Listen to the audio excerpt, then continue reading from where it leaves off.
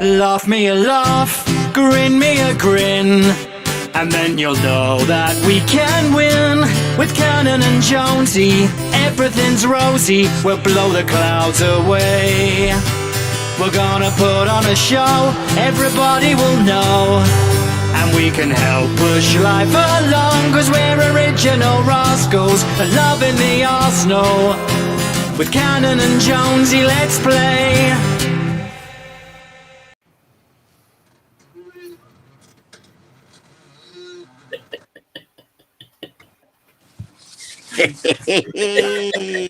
Here he is, the old Flaxton here, guys, ladies and gentlemen, boys and girls.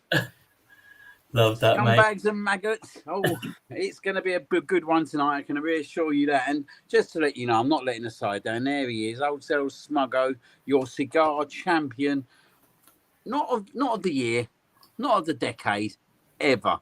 Yeah. Absolute ever. And to show it off even better, guys, it's still here. Look at it, the big trophy itself. The big trophy. Love that, pal. I love that Eze shirt behind you even more. Oh, have you not seen it? Have I told you about the Eze shirt, sir? Oh, you did. I haven't seen it, though. I'll tell you what I'm looking forward to, sir. Sunday, October the 26th.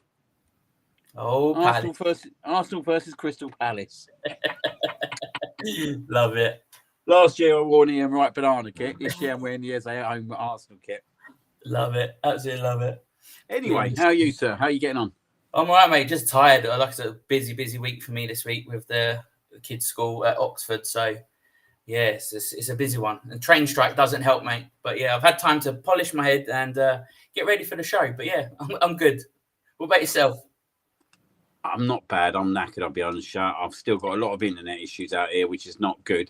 So I might need you to do the chat first thing and get everyone up and say hello. Yeah. Because I am struggling here. The internet's gone out once again. And, yeah, Smuggo's internet is not doing him proud at the moment. Let's give it a minute. Let's give it 30 seconds. Let's see if I connect first. And if I connect, because it's easier if I do it and you get the characters. Should we do Trigger's clip then while we're sorting that out? Oh, yeah, why not? Let's see Trigger's clip for the week. Let's do that.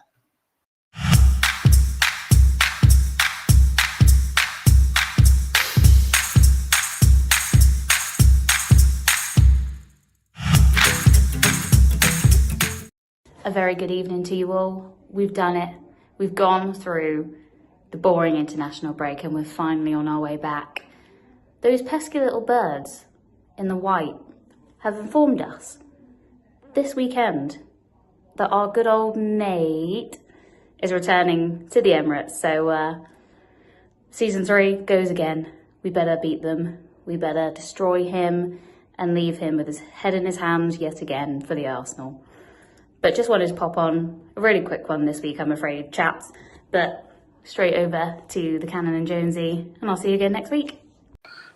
Oh, I tell you what, she raises a good point there, sir. She raises an absolute superb point in terms of Big Ange's going to be turning up on Saturday. Now, I've got to give it to him. He weren't lying. Series 3 is better than Series 2. Of course it is. He's gone to a club that's won a bigger trophy in their career than what they won at Spurs. He's gone to a bigger club than Tottenham Hotspur. He's gone to Nottingham Forest. These were European champions, sir. These are proper European champions. Yeah. Not some flower vase champions, but yeah, no, it'd be interesting to see him in the dugout on on Saturday. Wasn't expecting that. Let's just say that. No, nor was I. But hey ho. Anyway, I'm going to have to do a scroll up on here at the moment because I've only got the last part of the chat on here, sadly. So good evening to Gunner Nick. How you doing, mate? Mr. Cotton himself. He's in the show already. There he is, the nasty bastard. Retrolic Gamers in the house. I don't think we've got one for Retro, have we? Not yet, though. No, we need to get one for him. Good evening to Jeff Danes. In the house as always. Jeff is there. There he is. Good evening to Chesney himself, reporting the 3-0 scoreline. Not sure who scored the third. Let us know who scored the third, guys. There he is. Not sure I ain't got an Arsenal shirt on though, sir. That could be a simple one. That's poor. That's poor. That's poor, sir. That's poor. Been busy, sir. Mr. Barwick's in the house as usual. Good to see you on, mate. Where's he gone? Oh, yeah, here we go. There he is. Ah, look at that. That is as slick as you like. He's Slick Mr. Brick. Good evening to Trigger herself. More smuggeries we see there. Absolutely brilliant. Where is Triggs? Oh, she ain't got missing her. She lost her broom. Oh, no, there she is. Good evening to Laura. Good to see her in the house once again. Laura Bill's always here. There she is. Moody old cow she is. There she is. Look at her. Stubborn as anything, that one. Watch the stairs. Good evening to Lorraine Kelly herself, Rosie. Oh, of course. I know where that one is. There you go. Look at them little cakes. Look at them little cakes. Good evening to Emma Hayes, who's in the house. There she is. Good evening to Andrew Mayer, in the house as always. Where's Andrew? There he is. Good evening to Tarek, who's in the house. Oh, of course. Masood's always here. How you doing, mate? Ah, there he is. Old Mr. Smooth himself. Old Scotty's in the house already. Old Ken Barlow. Posh Bertie's in the house. Good evening to Posh. We've got a new one for you, mate. Updated Posh Bertie. I fucking love that, mate. That's fucking brilliant.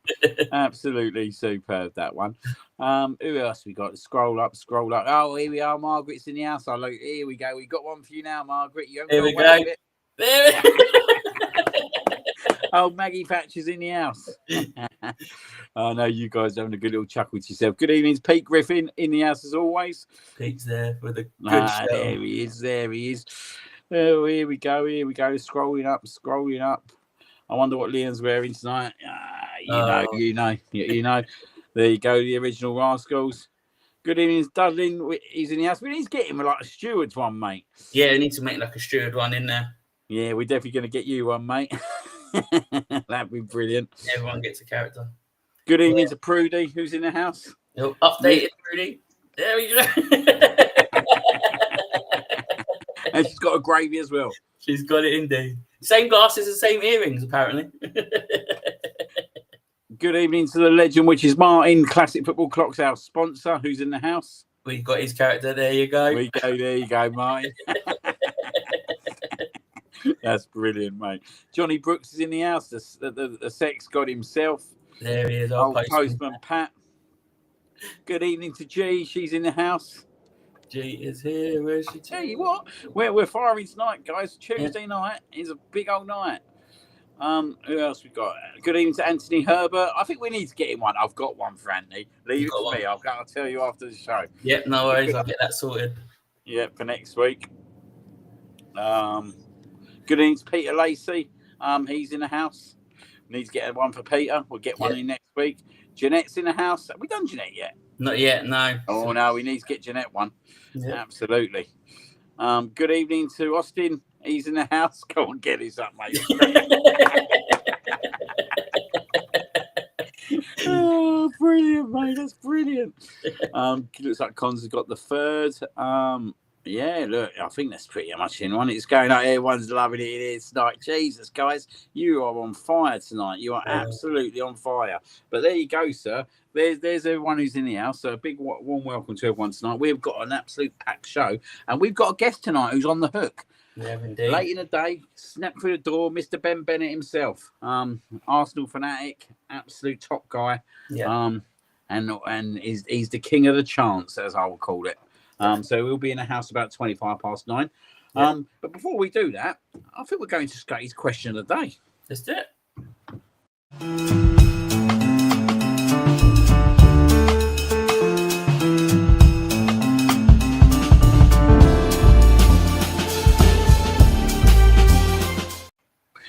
They're all trying to get Jeanette one already. Jeanette's got to be Jean from EastEnders. That's actually quite good. I tell you what, I think you bit on the forehead there, ladies and gentlemen. I think you're on the forehead. But yeah, we're on Scotty's question of the day. So Scotty raised a good point today, sir. I don't know if we bypassed this deliberately or I'm not sure it's deliberate, but Scotty a few weeks ago obviously wanted to get a forfeit set up for the end of the season for the loser of the Desmonds. Yeah. Now, as you know, at the moment, Jonezy has crumbled.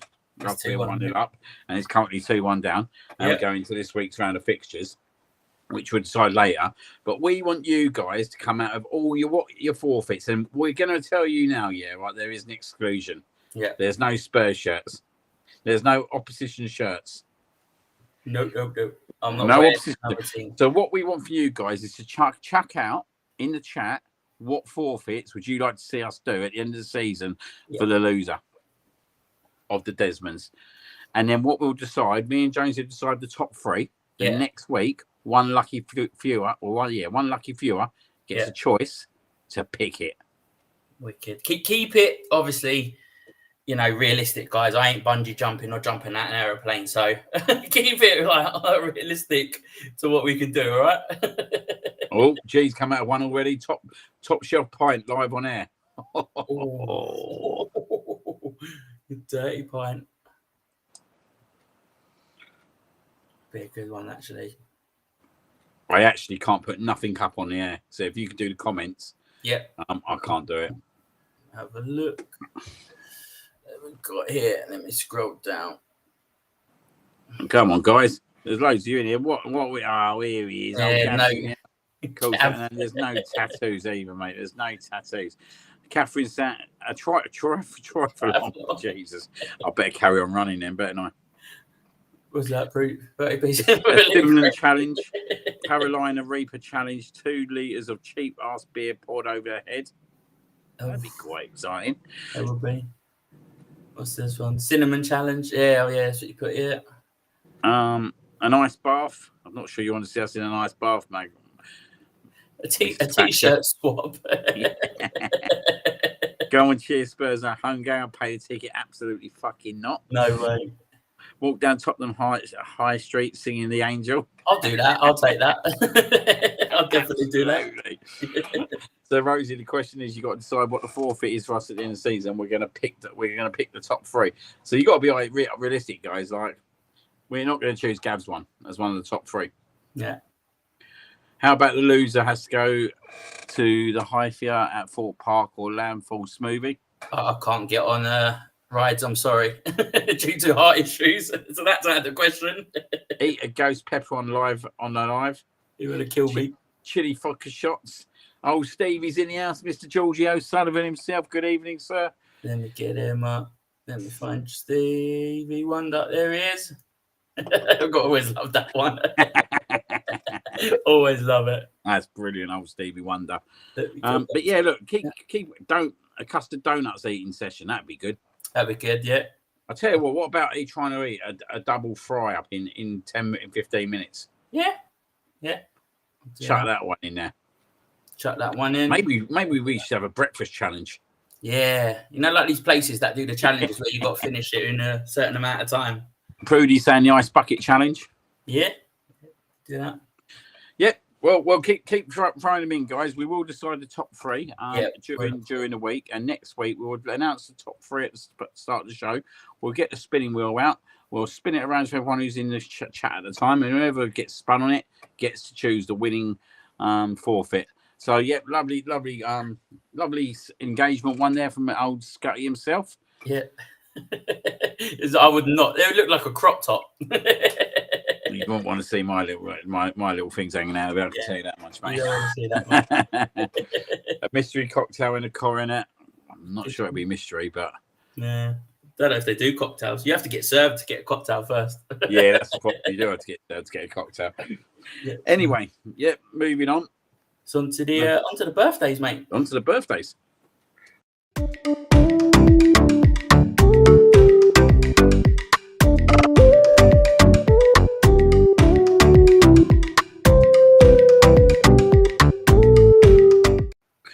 Just got a Nick saying a full breakfast roll challenge, a full English and a roll the size of a football. Oh, mate, yeah, I'm happy with that, mate.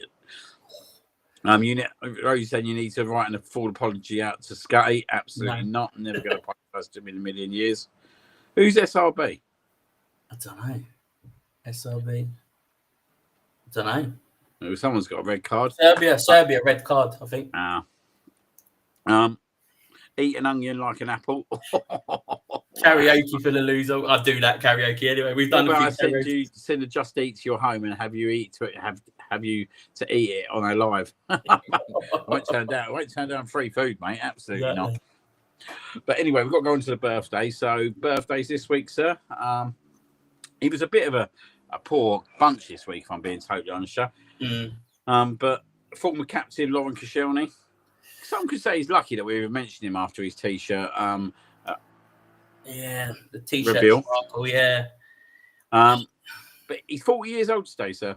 Bloody hell, 40. Time flies, doesn't it? You know what? He did score some important goals for us, didn't he? I remember that one up at Newcastle. 27 goals he scored, sir. There you go, yeah. I'll tell you what, from a centre-back, you ain't going to find much better, if I'm being totally honest, sir. You're not going to find much better. Like, you probably Gabriel will be up there by the end of it, but... Gav saying see how the guy in Norway was on fire tonight, Liam and Jonesy. Yep, I'd rather see him on fire in an Arsenal shirt. Yeah. Mr. Gav. 5 seconds for Lauren Koscielny for his 27 goals, that is. Nothing else. He's a good player, weren't he? He was, yeah. Second birthday, another player of that generation, Alex Song, 38 years old today, sir. There we go. I think probably one of his best moments was that dink ball over to Van Persie, weren't it? Or the Henry one. He done the assist for Henry as well, didn't he? Yeah, he assisted Henry, didn't he, for that Leeds, was it the FA Cup game, innit, when Henry come back. So, that's probably his greatest moment. He could play a good pass, don't get me wrong, but, that side... I don't think he was a bad player, to be fair. I don't think he was bad, but I don't know. He left... How did he leave? It was a bit of a cloud when he left as well, weren't there? Something about attitude. I think it was a bit of a surprise that he left, to be fair. I think it was one of them that I don't think there was much really discussed about it. And then he just done the old Frank Boff and then ended up at Barcelona. The best moment, though, is when he thought he was getting pulled up for the old Champions League trophy. Yeah. That alone, Mr. Song, we're giving you 5 seconds. So, there's our birthdays on the week. Now we go to pay our tributes.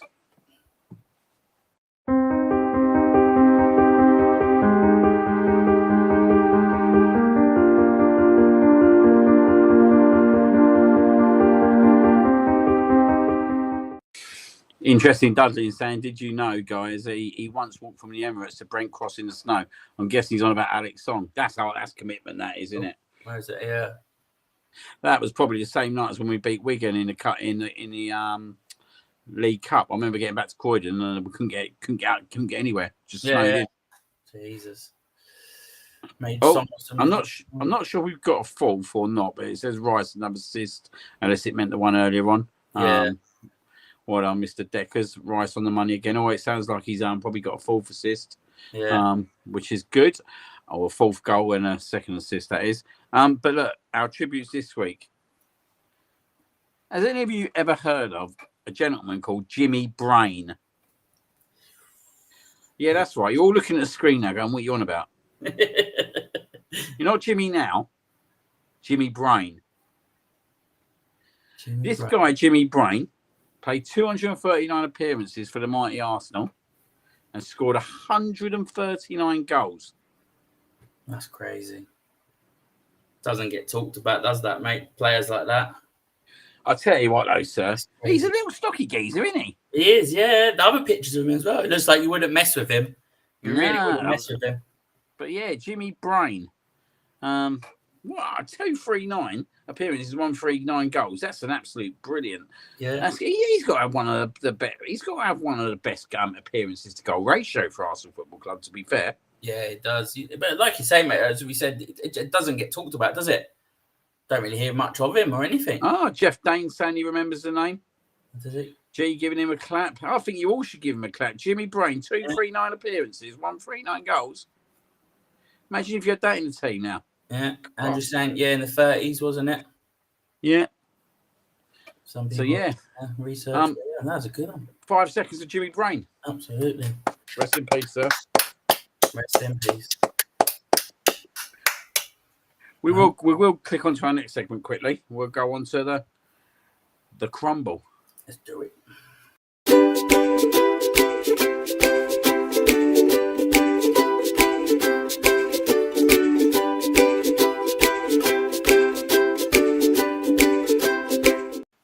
So it looks like Mark Way, he got the 4th goal. Nice. Well done to the Liverpool player there. Woo! Didn't go through, did it? Didn't go through. Love it. When you cough the money up Liverpool Football Club, then you can get a player. Exactly. You know what I mean? But yeah, on to the old crumble this week. Do you know what? I think they listened to my rant a few weeks ago, England cricket team. Yeah. Absolutely destroyed South Africa. One hits over 400, the other hits 75. That's a crumble, sir.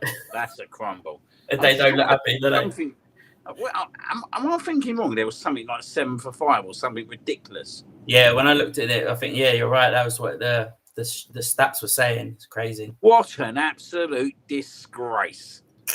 South Africa Cricket Club, National Cricket, you are an absolute disgrace. You let a team smash all over the park for 400 odd in 50 overs, and then what you do? You get bowled out for 75. And you were 7 for 5. Shocking. That is a crumble of all crumbles, that is.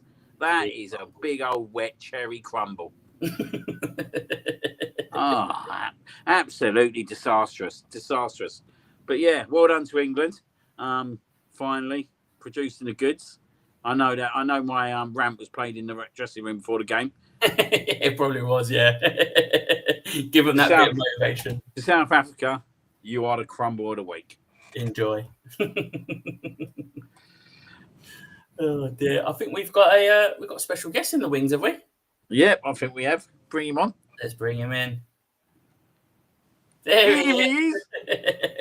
That's better. Black and white for a minute. Going back to the days of Jimmy Brain, mate. Jimmy Brain. Yeah, you right? Yeah, not bad, mate. You? Yeah, a bit rushing around, but yeah, I'm here. It's great to have you on, mate. It's an absolute pleasure to have you on. Yeah, obviously, if you know, you know. As I said earlier on, Mr. Ben Bennett's in the house tonight. We're going to get him on the hook for 16 questions, and then we'll have a little chat with him about everything that he does, obviously, around, obviously, the fan base in terms of all these superb songs and chants that he creates. And basically builds a great, incredible atmosphere, mate. But before we do that, how are you finding this season so far, mate? Yeah, not too bad. What sort of screen can you see that in the background? Yeah, we can see it, mate. Because I've only got like half a screen on, so it's not. No, that's all right. We can see it. Am I better off going? No, I'm better off going that way. It's all right. Yeah, I reckon you're best like that, mate. Yeah. Yeah, best like that. I've just dug out the old 98 shirt just for I've probably haven't worn it since I was 17. You must know some of my 16 questions then, mate. To be honest, no, I was actually going to leave it in the wardrobe, but I must have known something. Yeah, so can't actually see it. Yeah. Reminds me of Mark Overmars, mate, that shirt. Yeah. Yeah, I remember that 11 o'clock kickoff on a Saturday. That was. When's that ever heard of? Exactly. That's when we went up there. We left at stupid o'clock from Hastings, and Schmeichel putting his hamstring running back after a corner as well. Remember it? I can't believe it was 11 o'clock kickoff. I remember it really well, weren't it? I don't know why it was 11 o'clock. There must have been a reason, but yeah, it was 11 o'clock kickoff. Great day that was. That happened 2 weeks ago, let alone that long ago.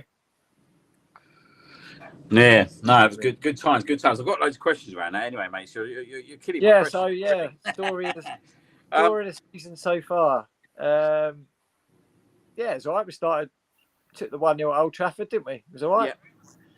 Yeah. Wasn't the greatest performance, but dug in there, defended well, and just a case of just getting the 3 points. who cares Yeah, about definitely. performance first game of the season? Mm. And then on to Leeds.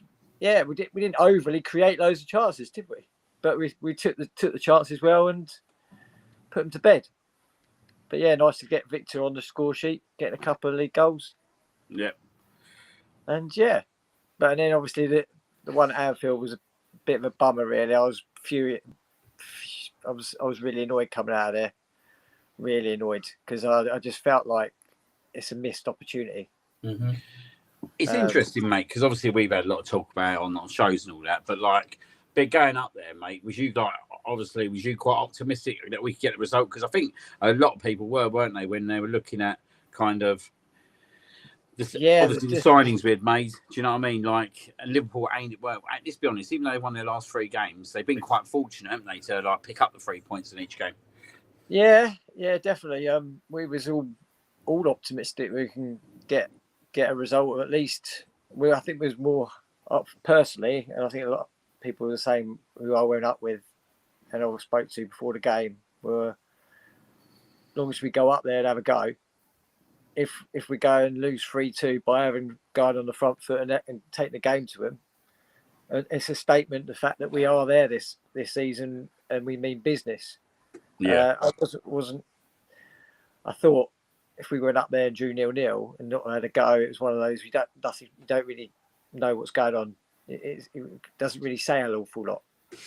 I mean, but to go up there with the attacking options that we've got now, we should have done so much more. And I was really annoyed. I was quite happy at half time and 0-0. yeah. I wasn't surprised Martinelli started because he's done all right against Liverpool in recent seasons. And even Marino, really, I wasn't too overly bothered that he started. And we kind of managed the game first half, didn't we? We didn't create an awful lot, but we managed it. I think Madueke was the only one that had a shot on target, was it? Mm. From outside the box. Other than that, we didn't create an awful lot, but Madueke looked dangerous going down the wing. But every time it went the other side, we didn't look very effective. But otherwise, 0-0 at half time, I was happy with that. And then, but that was the time to change it. Yep. Marino and Martinelli both should have been off, and then Eze and Odegaard on because the game was there then. Yeah. Managed it to get into 0-0 half time. With the silenced crowds after 15-20, and we didn't really go on the front foot then, but half time we had to. And you knew they was going to change it, and you knew they'll get back up for it again. I think that was the point, that it was a bit of a missed opportunity there, and of course they ended up. He made the changes in 70 minutes, and I felt even then that's too late. And then of course they scored, and then we started to press the last 10, and it's just too late then, isn't it? It's just too late. And we needed the higher press a lot earlier. Odegaard gives you that. Marino's not going to give that same. Victor's not that sort that's going to do that, and then we just missed the balls, playing the balls between the lines, which we had last year with Partey, and he was probably one of the best we had at it. But we was just a bit cautious, a bit too cautious in case he went into the game. It was, I don't want to lose it. Yeah. But it was, I was annoyed coming out of there.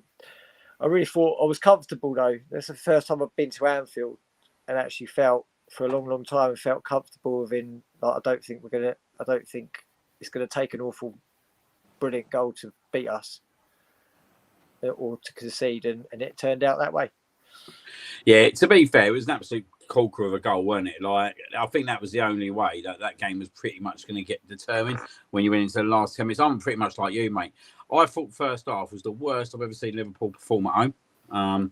I thought they were awful, mate, first half. And I think we've missed a little bit of an opportunity even in the first half, mate. Do you know what I mean? Because there was at least a few times, like you said, where we looked dangerous with the likes of Madueke. Yeah, it's a missed opportunity in it, but I guess the thing now is, can you hear us? Oh, we lost him? Nope. Hold on, mate. Hold on.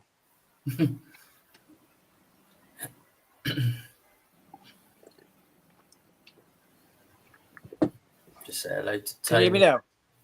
Yep.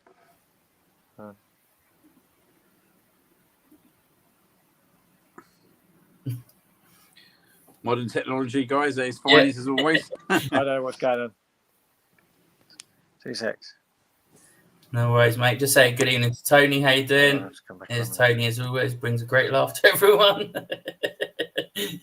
Absolutely brilliant.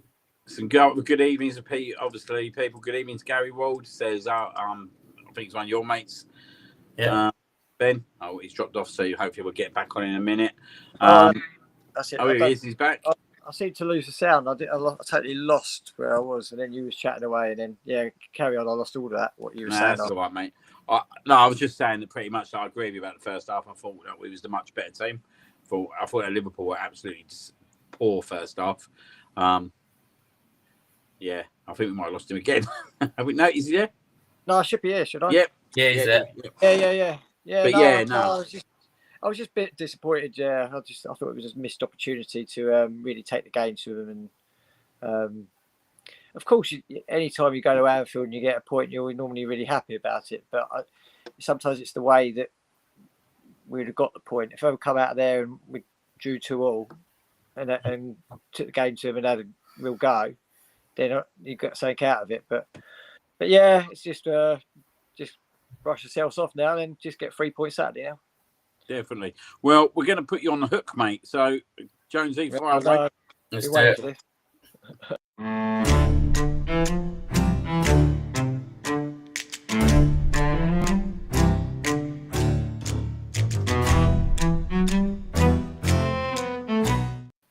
So, you're on the hook. You got 16 questions. Can you hear us? Go on then. Right. So, where'd you originally come from? Your first question. Originally come from. Yeah. I was born in Hastings, so. Oh, so you was born in Hastings. Yeah, born and bred in Hastings, and then obviously I went up to Scotland, moved up to Scotland for 11 years, and then that was the break, and then come back down here for now. The personal issues don't like to overly go too deep into it. Obviously, the kids are still up there, which is tough. I travel up there to and fro, try and get there every month and have them for weeks at a time. Kids, Easter, Christmas, summer holidays, have them for 2 weeks.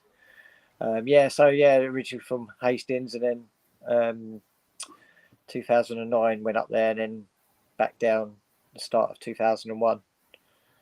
So all my family's here. Obviously, my close friends, ex-school friends, and close friends, and then of course closer to the local Hastings United, which is go up and see them whenever Arsenal not playing. Yeah. Who I played for years ago for a couple of seasons. And then obviously a bit closer to Arsenal down here. So down here by the sea, and but I was up there. I was out in the sticks a bit, so I didn't really see much of the sea, and it's a bit totally different. 470 miles of difference between where I was to where I am now. So big difference. Yeah, that's just tough, obviously, with the kids. No, it's understandable. And obviously, you travel. You still obviously travel up quite a bit, don't you? And obviously, do that long mileage. What was the first? How did you first get support Arsenal? So I've got my mum's family from Eltham, the Eltham Way, Sidcup Way in London. But really, it was kind of like my dad was Chelsea, one of my brothers was Liverpool, one other was Man United, and I kind of put the two and two together, like regards to Woolwich, and I had to be different. So it was an Arsenal one for me, even though parts of my mum's family, they were Charlton, but it was Arsenal for me, and So I suppose one of the next questions is probably going to be the first game, isn't it? Well, not yet. But, so I won't even answer that yet. So my first question was, what was your first ever Arsenal memory? But is it actually the first game? First memory was so it'll been watched a good bit. Like I saw the Littlewoods Cup final against Luton. Oh yeah, Oh, yeah. I watched that. So obviously I was only quite young then. So I was born in '81. So I was about seven then. So but yeah, so memories back there, and then of course I got a junior gunners membership in the 88-89 season, which is obviously when there were the heroics of the winning the title at Anfield. So I really started watching a lot more then. And then I said to my dad, right, we need to get to a game. Or he basically said, you're coming. Or he's Chelsea, so it must have been hard for him. But yeah, I was itching to go. So he took me part of my birthday present for my 8th birthday in May '89. And so we went to the Everton home game in April. I always remember the date, April the 8th, 1989. So that was the month before, obviously, the unthinkable happened. mm. Where was you in the stadium? So that one, my first game I went to, I was West Upper. That was my first game. So he took me West Upper. There's me, my brother went, even though they weren't Arsenal, but we went there's 4 of us went. There's one other Arsenal. One of my dad's friends was Arsenal, but one of my brothers went with my dad. It was West Upper. And Niall Quinn and Lee Dixon was the 2-0 win. So yeah, I still lucky enough got my first game in that season, and then of course we ended up winning the league as well. Yeah, well, what a finale that was, eh? What a finale! Oh yeah, I was on the edge of my sofa watching that, jumping off it. Yeah, I was going absolutely nuts. But I was only 8 then, so I was never going to get to Anfield. And my dad, especially with my dad being Chelsea, he was never going to take me all the way to Liverpool on a Friday night. No, you had no chance at the time, did you? Yeah. So, what? Obviously, you said your first match. You said your first memory. Who was your first Arsenal love as a football player, and why? First love probably wasn't until Ian Wright, really. Obviously, yeah. I saw a load of legends before that. Obviously, I just got to see, lucky enough to see the likes of Rocky and Tony Adams and all of them. But for me, I suppose it was really like mid-90s when I had my first season ticket. That was '95. Obviously, Wright, he was there then, and his face just lit the whole place up, scoring goals, and he was just dancing around, and it was brilliant. Righty for me definitely was my first, I reckon. First time I really, because that was when my first season ticket was '95, so I was going a lot more. Yeah, I went to a few before that, building up to that. So I went. So I had the junior gunners, and we was kneeling down in the East Lower in the junior gunners section with a mural to the right hand side for £3 for quite a few games. Me and my mate went. Brilliant. Out with his dad, and then when I was in North Bank Lower, I ended up going to an Arsenal Chelsea game. My dad had to sit in with us that one, so he couldn't jump up and celebrate when Paul Furlong scored and went 1-0 up, and of course he was facing all the Chelsea. They had the whole end then. That was about '93. You used to have the away team. Used to have the whole clock end, and they all jumping up in eruption. And then we turned it around and won 3-1. So my dad had to shut up. But yeah, so I went to a few. So building up to that, and then so '95 was my first season ticket, and picked it then, and well, pretty much got what I was given really. So I was block 21 in the clock end. That was where I wanted to be anyway. And then I spent half the season there, and then I ended up moving over to 19 because a couple of my mates stood up there, and we stood up the back of there for the second half of that season. And then luckily enough, I applied again, and I managed to get block 19 in the clock ends for the next season, and then till the end of Highbury. So I was lucky there really. because it was obviously nearer the away fans, so a lot more banter and the hustle and bustle of the eruptions in the clock end, which was a lot better in that bit than it was further along towards the jumbotron. So yeah, I went to a few, but like I say, 95, 96 was my first season ticket, and that was when you kind of connected to the likes of Wrighty and guys like that a lot more. And like I say, I was there when he broke the record, and yeah, just like lit the place up. It was unbelievable. What was your most favourite game at Highbury? Oh Christ! There's a question for you. Oh my God! So many. By the way, I've added that one in. So many. Probably. Oh Christ.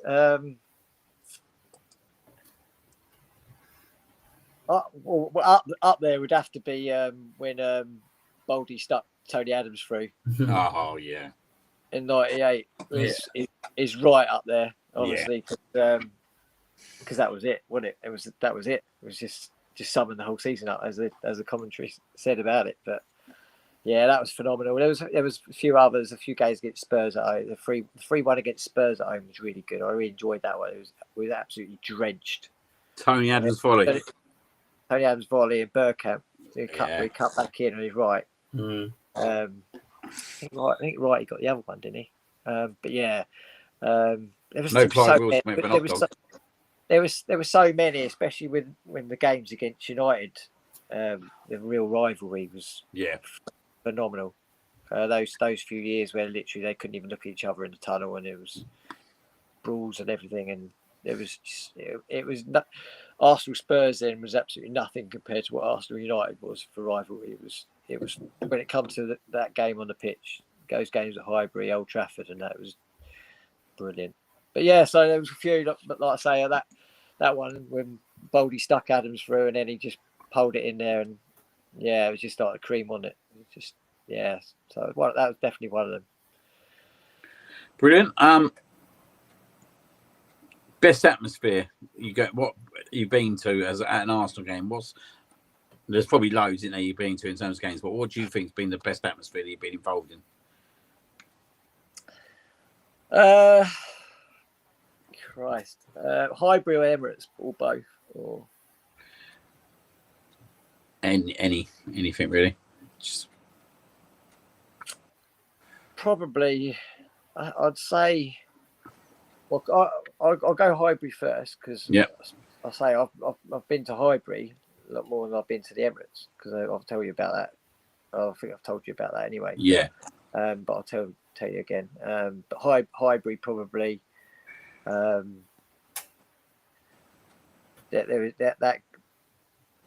games when when we won the league in 01-02. That season when Freddie with the red hair and the place was alive. It was unbelievable. I expect it would have been the same the Invincibles year as well. That's another thing. I didn't go superstitious, mate. I didn't go at all that season. I was actually obviously playing a lot of football then, so I actually signed up for Hastings United. And I was playing a bit of football there,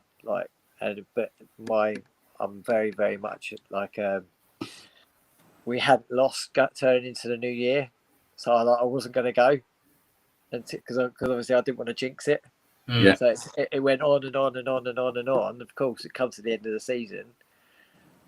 Someone had my season ticket all that season. I couldn't exactly turn around to you and say, "Look, I want my season ticket." And of course we hadn't lost. So I wasn't going, and I was absolutely itching to go. Of course, like White Lane, obviously when we won it, I was itching. I just wanted to go. But I couldn't take someone else's ticket. See, and because they'd been all season, so I'm not that sort of person. Even though it was my season ticket at that point at Highbury. Yeah. But yeah, so I mean, like I imagine like all that season would have been really good atmosphere and that. But for me, like that 01-02 when we'd done the double, it was so good. Like we beat Juventus at home. It was Juventus. It was Juventus at home 2-0. That when Freddie got put through by Burko. Yeah. and just like he just like lit the place up as well, and everyone was gelling. It was just it was so good. I mean, there's so many you could talk about, so many good atmosphere games.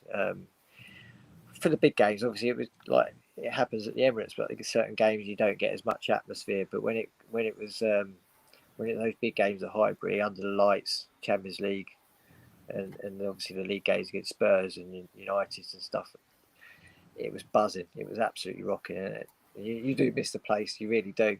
You really, really do. But going on to the Emirates, for me, obviously, I went to the story with when I went to Scotland.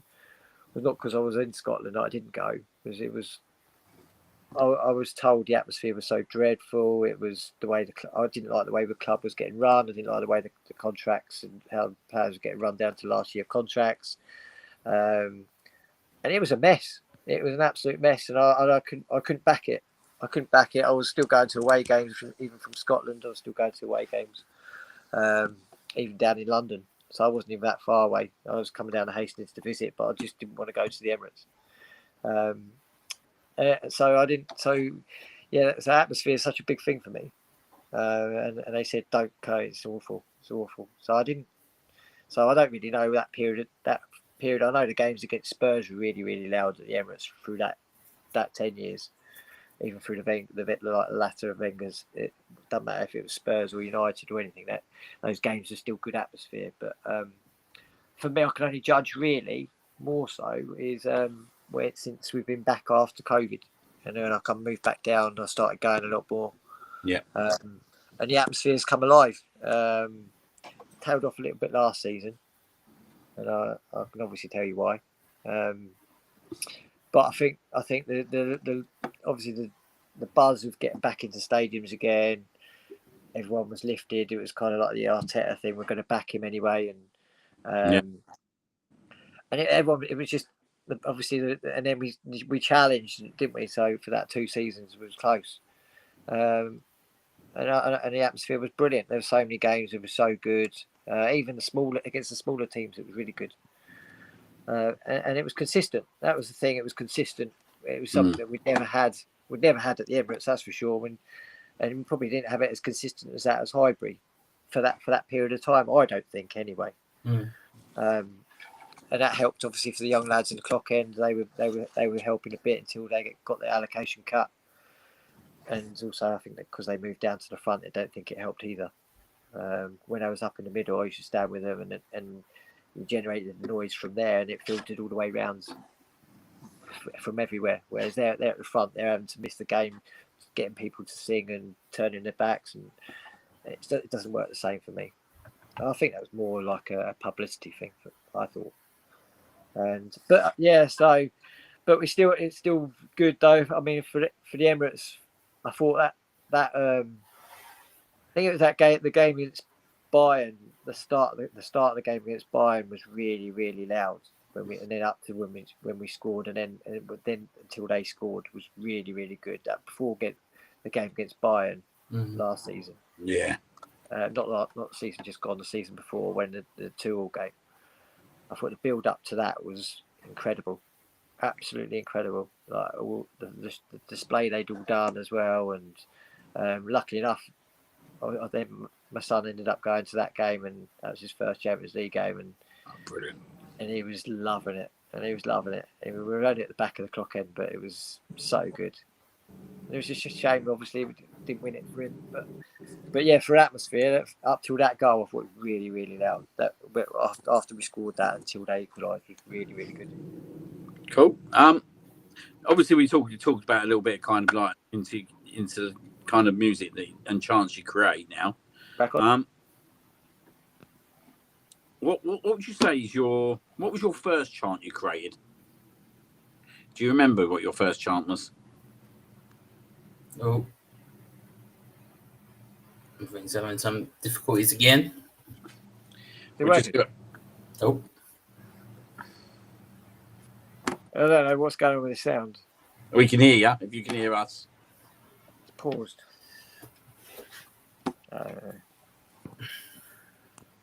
That's to leave again. Whilst I'm waiting, yes, Gav, I'll be on Thursday next week. Yeah. Could be a good show next Thursday. I don't know what's going Well, on. indeed, B. I don't know what's going on there. We're back now. I'm back. Yeah. Do you remember? Yeah, Do you remember the first chant that you created?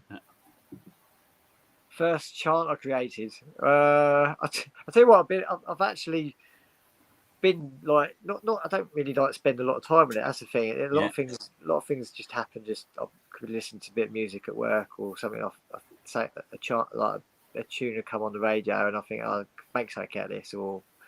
But like even I'll go back to.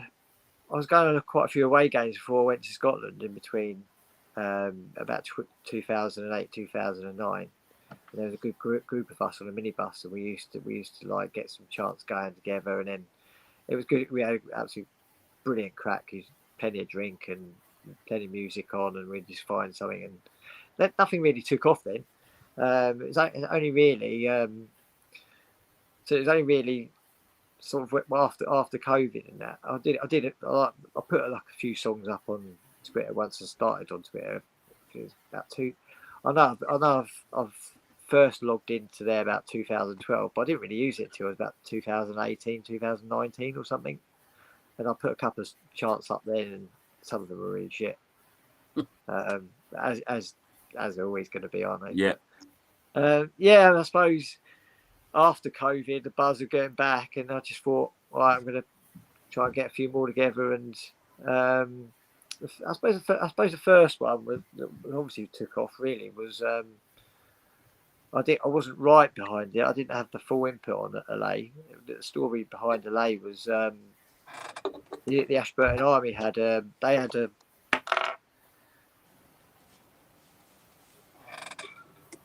Nope. Nope. I think it dropped out again. Yeah. Yeah, are you hear me? Yep.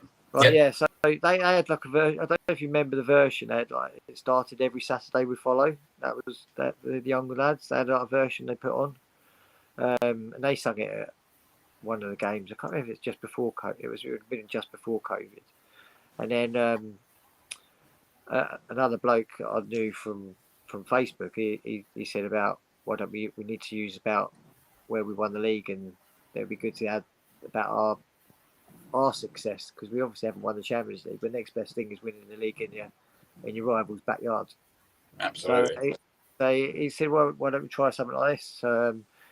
Between him and between me, I finalised it, and then I think it was Newcastle away just before COVID. I was on a concourse up at Newcastle, and there was the young lads up there. The AA lot were up there. I hadn't really met them that much before that, and they were singing their version, and then as a group of us started singing about the winning the titles, and then we're kind of like it was kind of like a little song wars battle. I always remember it. It was a little song wars battle between them, and there was our group, and they were singing their bit, they were singing, and then I ended up getting Chatston. After that, I was in their WhatsApp group for a bit, and then they ended up properly pushing that out. Was it West Ham at home just before COVID? Yeah. There's a clip of them in the back of the clock end singing it. So that was when it first kind of went, and then of course after COVID, once we got back into the grounds again, it just took off for bigger and bigger and bigger. And now look at it. Yeah. I suppose for input and for obviously a lot of the lyrics to it, that was obviously the big one for me, and probably the very first one that obviously properly took off that I was a part of. So yeah, what a good one to be a part of. But the story behind that was I had when we was first pushing it off at away games. It was Villa Park. I think it was the first season back. It was up at Villa Park, and there was me and a few of the AA lads who started singing it. And I think there was a group of lads. They were like, "Don't sing that! Don't sing that! Don't sing that!" And obviously, didn't fancy it because obviously Liverpool trying to claim everything as usual. But it being about 10 clubs abroad and 2 in Scotland before it hit them anyway. Yeah. But yeah, so there was like, oh, don't. And so I had to kind of, because I was really pushing for it to go out. I obviously had to take a little bit of backlash along the way. But I thought, right, this is what the Emirates needs. It's atmospheric. It's about our success without winning the Champions League. We've won titles, and obviously Anfield, Stamford Bridge, White Hart Lane, and Old Trafford. Nothing else betters that, and no one else has done it. So we'll get it going, and then it kind of like I just rode it, and it was fine after that. Even I actually speak to the lads that were really against it. They was obviously quite annoyed at the time, and they pulled me up for it and said, look, don't do it, and I actually speak to them at games now, so it's actually quite a good story. So from getting slagged off left, right, and centre, I can actually have a beer with them now. So that's what it's all about, isn't it? It's quite a good story, really. So It is. So It is. LA's obviously a big one, and then obviously I was part of the push for the Angel getting going out for Louis Dunford. Me and a few others. That was a good story actually as well. Behind that, as someone that I knew that used to go, or still does go to the odd game. He messaged it to me. I was really busy at the time. He actually inboxed me on Twitter. Said, "Right, why don't we try this? This would make a good anthem." And I kind of just blanked it for about a month, and then he messaged again. He said, "No, honestly, I think we should try." And then Louis Dunford done that gig at the Union Chapel, didn't he? And then there was video clips and that after that, and like I was like, yeah, no, it had hit me then. I was like, no, this could work. So it was me and Joe on Twitter, Joe Tester, a couple of others, and then we just pushed it, and then it just went. And Did you expect it to be as big as it was? It went. Not that quick, I suppose. Yeah. Not that quick. I mean, because it was a strike, weren't it? It just come out of nowhere.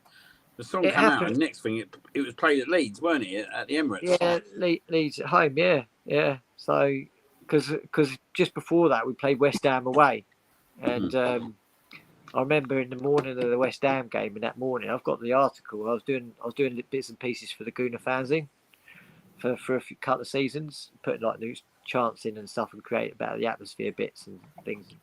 And I had to do a write-up that morning of the game before West Ham. So obviously all that write-up was about what had happened that week, of my phone being red hot with notifications left, right and centre about the Louis Dunford song and the push for that. So I was there was me 6 o'clock on the game of West Ham, and then rushed through that, and then I had to get a train up to West Ham and Arsenal. And then there was a few of us did actually sing it on the concourse on that day, actually, on the away conquest, and then obviously it kicked off the Leeds game at home. So, and it just grew after that. But yeah, it was good. It was good. It was what was needed as well. It was what was definitely needed. We needed something. Like I say, along with LA, we needed something to start the games off. We needed something that gets bodies in their seats, ready for kick-off. I mean, there's so many times where fans are filtering in 10 minutes into the game, 5 minutes into the game, or whatever, and it was nice. What happened with it was everybody was itching to get in there, ready for the start of the anthem, and it was nice to see a ground absolutely full right on kickoff. Whereas before they would just come and go whenever they were pleased, and it did. I think it definitely worked, and it still works now. So. I tell you what I love about it, mate. Right, there's two things I love about it. I love it when there's a massive game, and it goes off, don't it? But also when we won a big game, like when we beat Man City. Jonesy, you was with me that day, weren't you? Yeah. City 1-0, and I think that was the first time they whacked that on after the game, weren't it? Yeah, it was. And mate, it's going through me now. Do you know what I mean? It's just like it's what was needed in that stadium at that time. For me. It helped us take off. Do you know what I mean? Yeah, no, without doubt. No, and there was a couple of other games they ended up playing it afterwards as well, didn't they? I can't remember what it was. With one last season, definitely there was one, and then probably went right off straight after the full time. He blasted it out.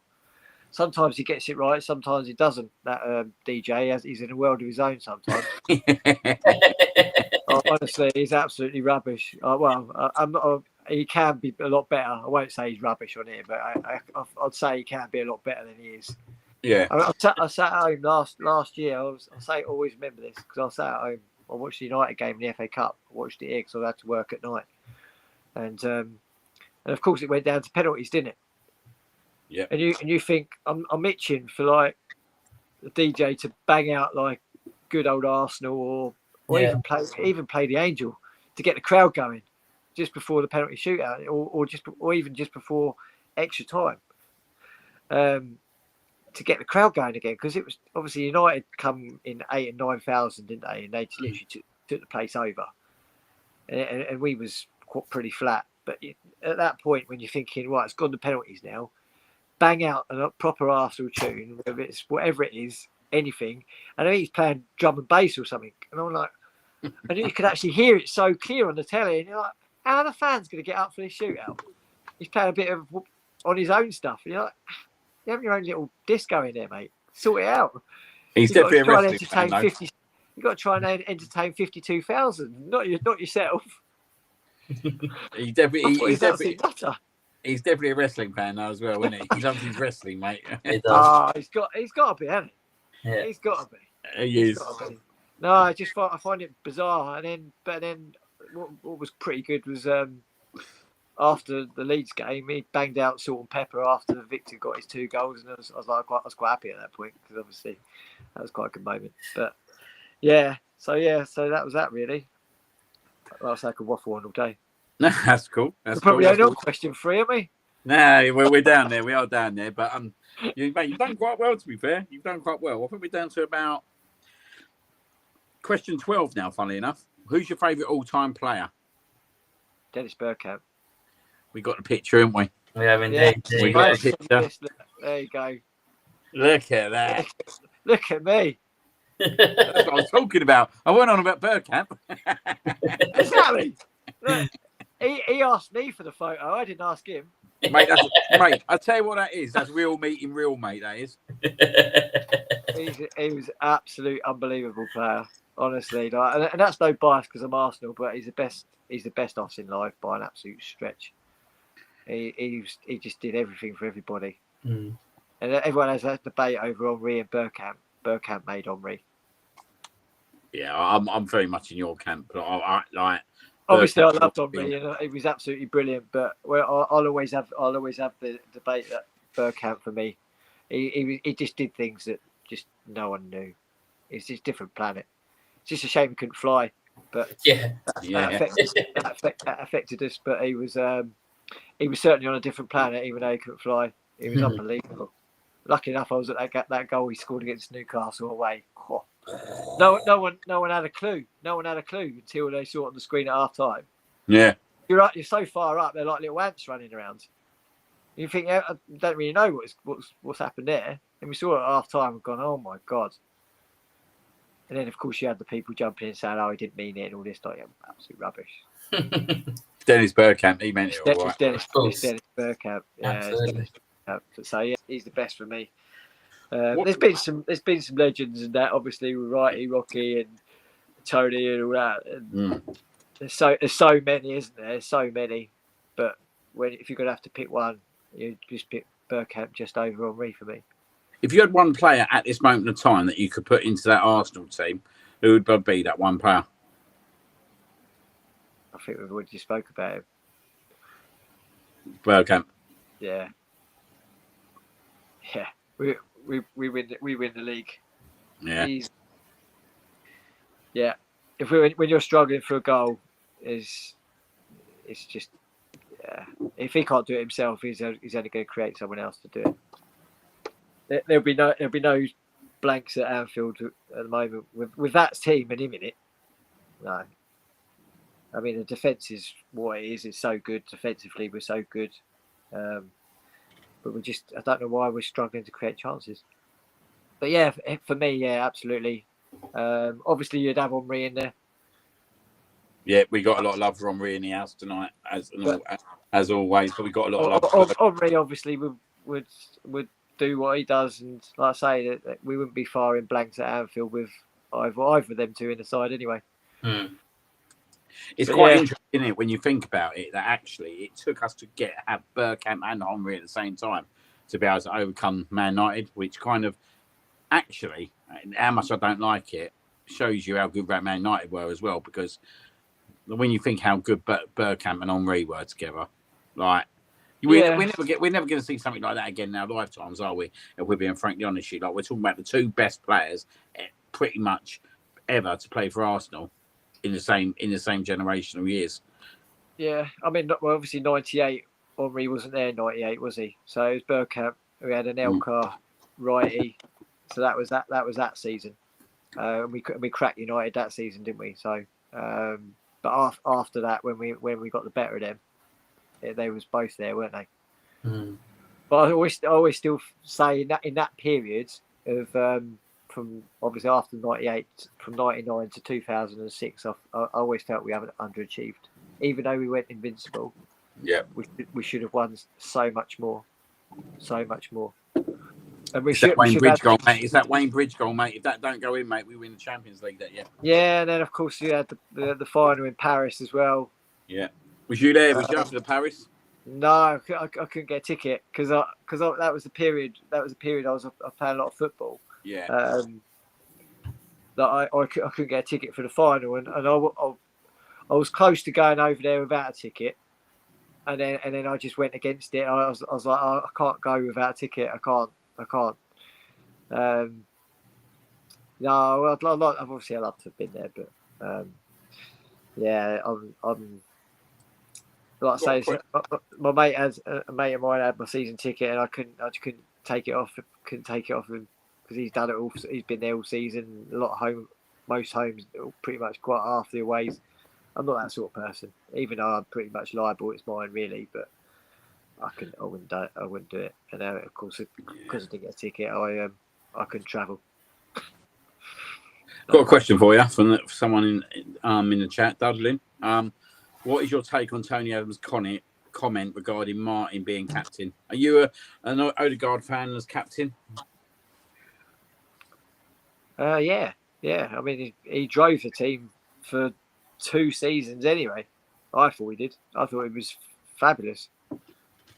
Why would you change it? And then you've got the players that are saying that he's the leader. What, like, if anyone knows, it's the dressing room that knows. Not someone on Twitter saying that no, he's not it. But obviously the thing is now is we've got more than one leader. We had such a long period of time where we struggled to get. You couldn't name a captain properly. Yeah. And now we've got 4 or 5 captains in that team probably now. You have Odegaard, Rice, Gabriel. These are proper leaders. We're a bit spoilt from it. It's great we've got that option now. Where for so long you obviously couldn't pick one really. I didn't think. But yeah, no, I thought Odegaard definitely should be. He should be captain at the moment. There's no reason to change it at this stage. It could change if he doesn't pick up his form and maybe Rice or someone might get it. Who knows? But deal with that when it comes to it. But at the moment, he's the captain. He drives the team, and you can see that. You can see that. He's not one for silence. He's not quiet. Even when his performance is not great, he's still trying to encourage the crowd, even though he gets stick for that, which I don't understand that. He's obviously trying to get the crowd going for a reason, which means obviously it's too quiet in there. Yeah. He's not going to do it otherwise, is he? So, no, Odegaard for me at the moment. Like I say, we are spoilt for choice. Nick, 14th question. Favourite ever kit? Oh, that's good, isn't it? There's been so many kits as we produce them. Yeah. Love the Bruce Banana kit. Yeah, I think. Love the Bruce Banana kit. Yeah, I like the home shirt of '91 with the little AFC in the corner, on the collar. Yep. The home shirt. That was nice. I do like this one. It's got some good memories. I do like this one. Looks like a Weetabix box, but Yeah, it reminds me of some great games, that one, mate. It reminds me of the proper Berg. I tell you what else it reminds me of as well. Carnu.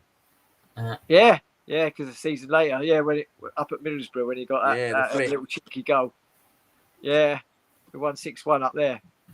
That was good. Could have won the league that year as well. Could have done back to back, wouldn't it? Exactly. That'd have been great. Remember That was unlucky, weren't it?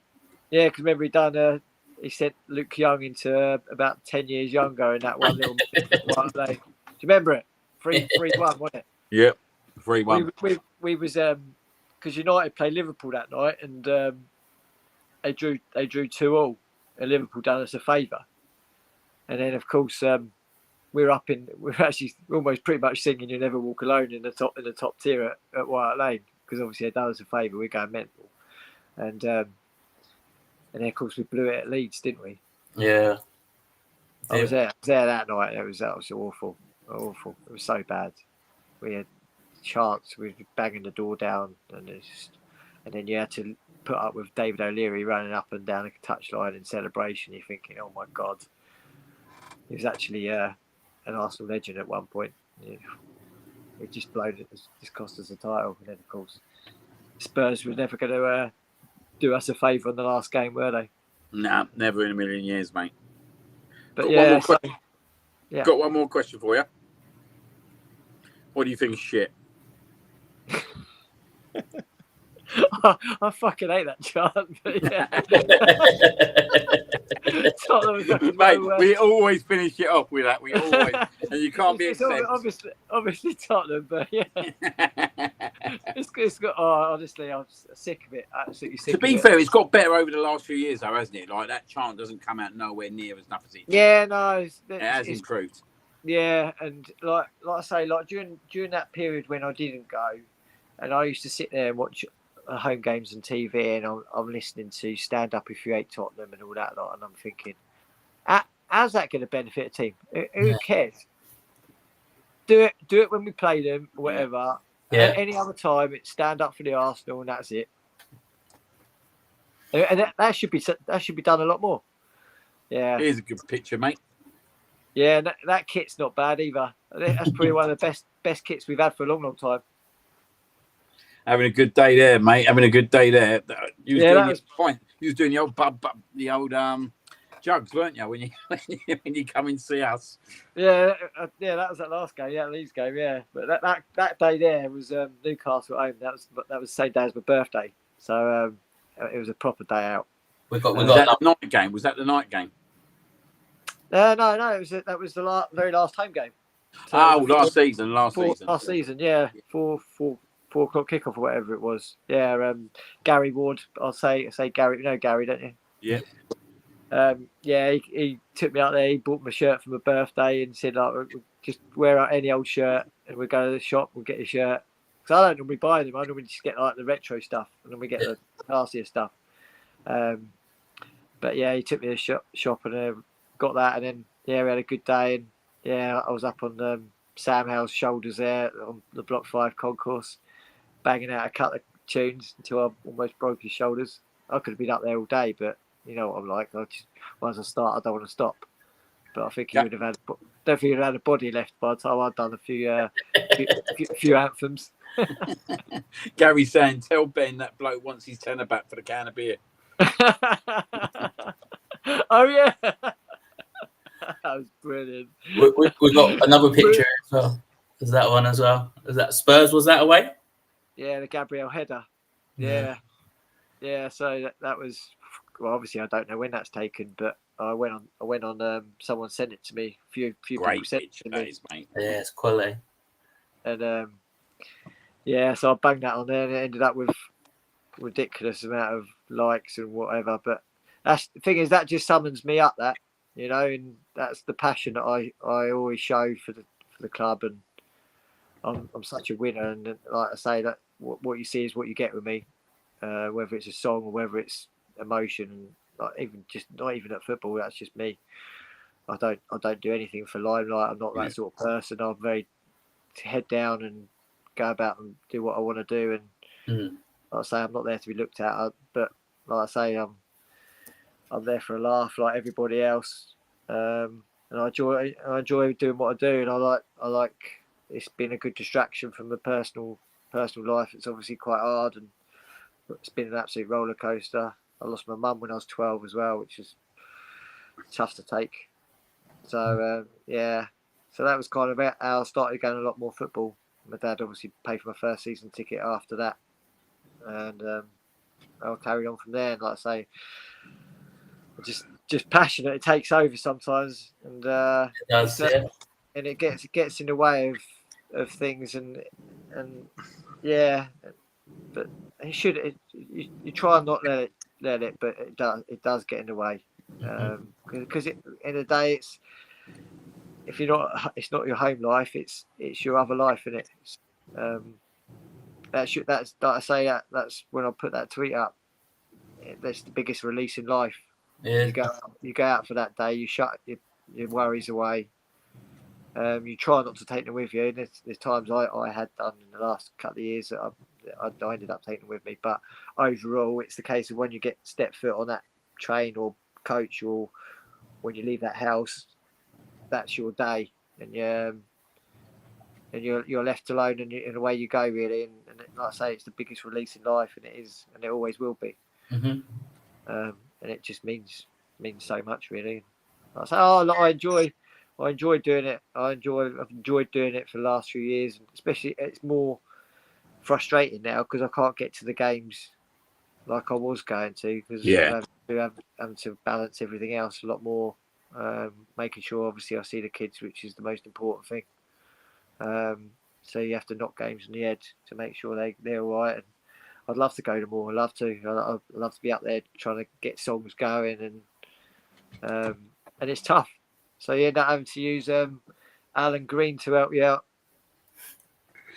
No, and I totally get it. Do you know what I mean? Like when you're so passionate like you are, and you are so passionate, and it's like me. Like I think that I'm not going Man City next week because I'm going away, and I'm in turmoil, mate. And it's hard, isn't it? Because when that's been your life and that's what you're used to, do you know what I mean? It's you want to be part of that and the buzz of that. But what I've got to say is, mate, and like I've said it to you before, I'll be like a broken record, but honestly, thank you, because do you know what I mean? Like I remember them, like especially the years after coming back from COVID, and I've had some incredible times. And I think that a lot of the work that you guys do and the atmosphere in terms of the songs that you're creating has been a massive piece of that.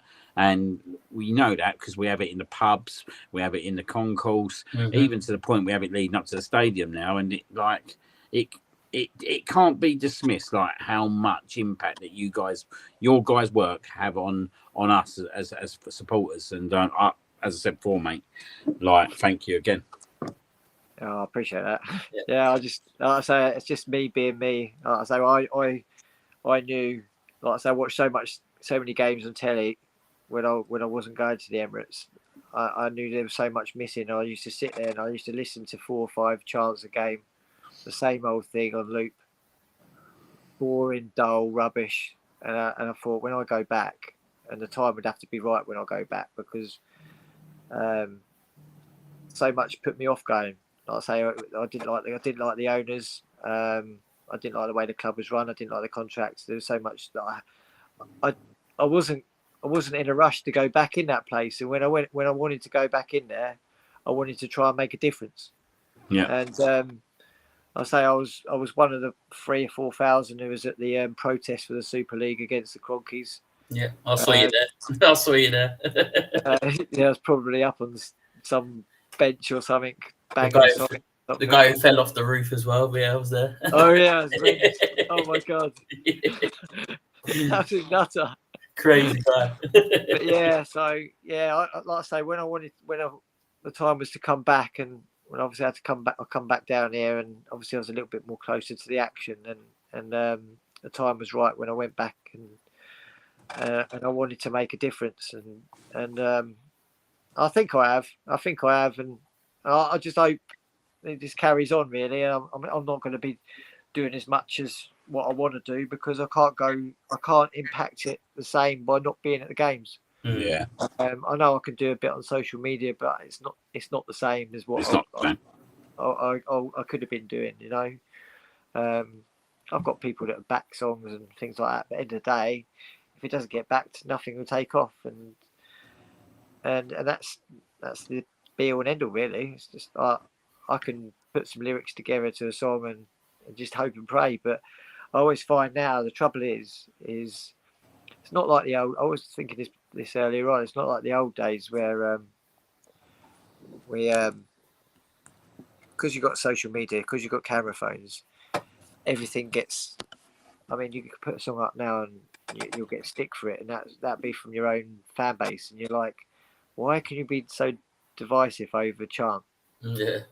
And you think like nowadays, you think what it used to be like a hybrid when we used to like chant Ray Parla or Lee Dixon, Lee Dixon, Lee Dixon.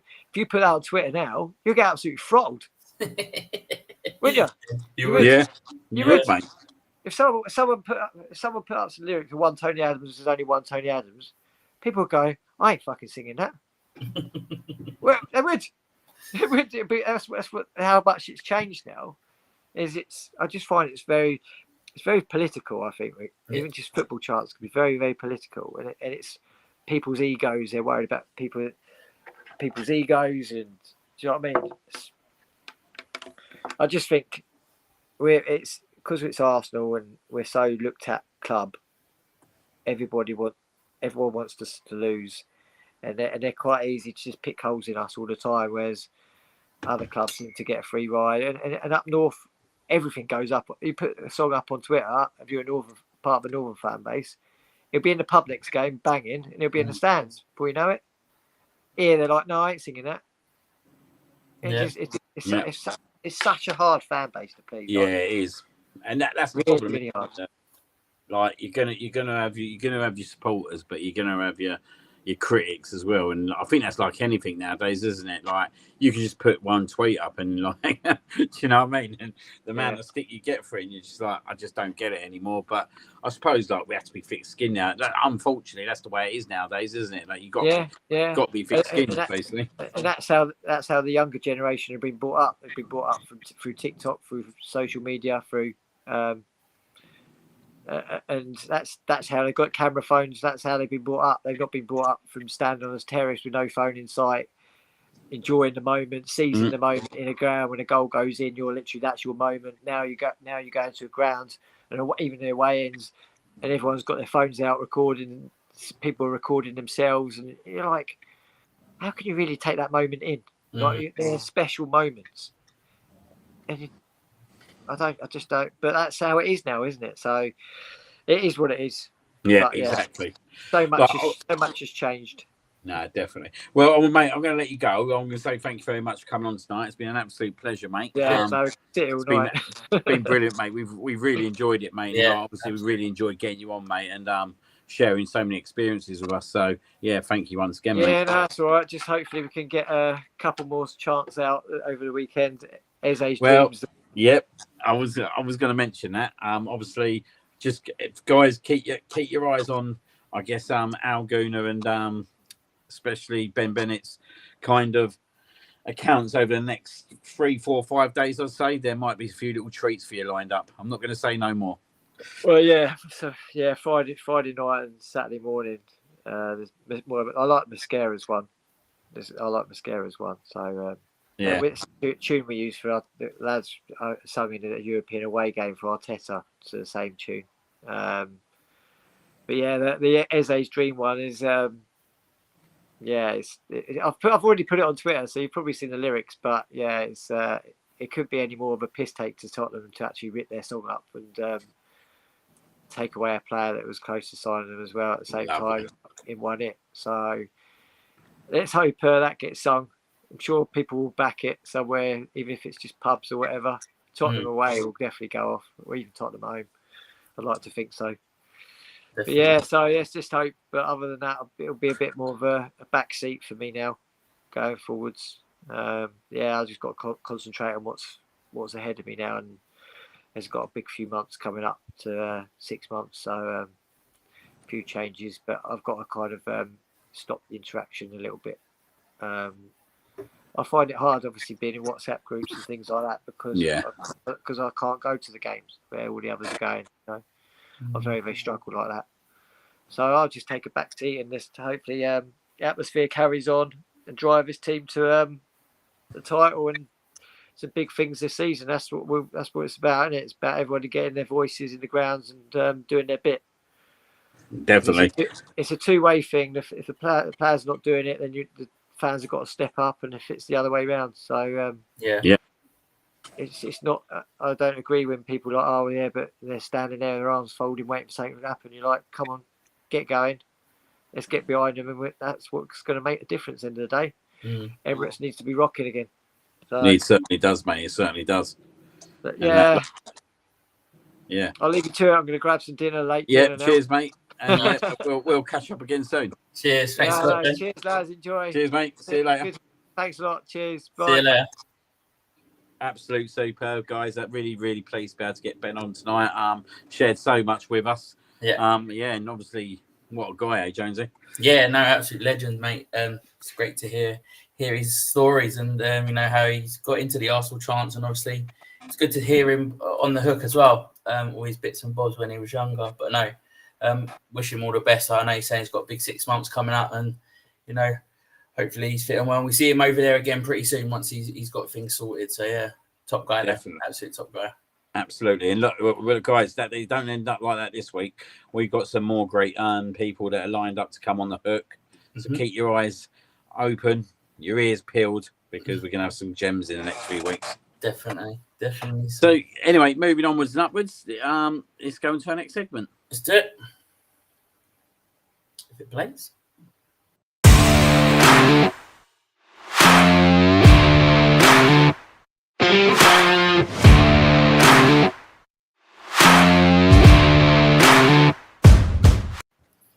So, guys, the John Cena Hush Your Gums of the week. I'm going to let Jonesy talk about this one. Yeah, it's for me. I picked it this week. It's Ronda Rousey, mate. This woman has basically shit on every single female wrestler, basically, saying that she could drop them in the blink of a dime, and she's basically been above every single one of them. And this is coming from a woman who cried in her kitchen, saying that the work schedule's too tough and that the bumps are too hard and stuff like that, and basically saying she couldn't do it. And to flip it on its head, now she's left in her book just to shit on the WWE because they didn't give her everything they wanted. She's literally just called them all out, basically, all the girls out in the WWE. So I just thought, you know what? You left your UFC career where you got battered in your last few fights. You come over, so hush your gums, basically. Ronda Rousey. There you go, Ronda Rousey. You are this week's Hush Your Gums of the week. Jones, as Eddie say, you can't see me. Too right. Catherine says Laura coming on next few weeks. As I said, Catherine, just keep your eyes open and your ears peeled. Definitely. All will be revealed. All will be revealed. Keep your eyes on the socials. Anyway, let's move on to the next one.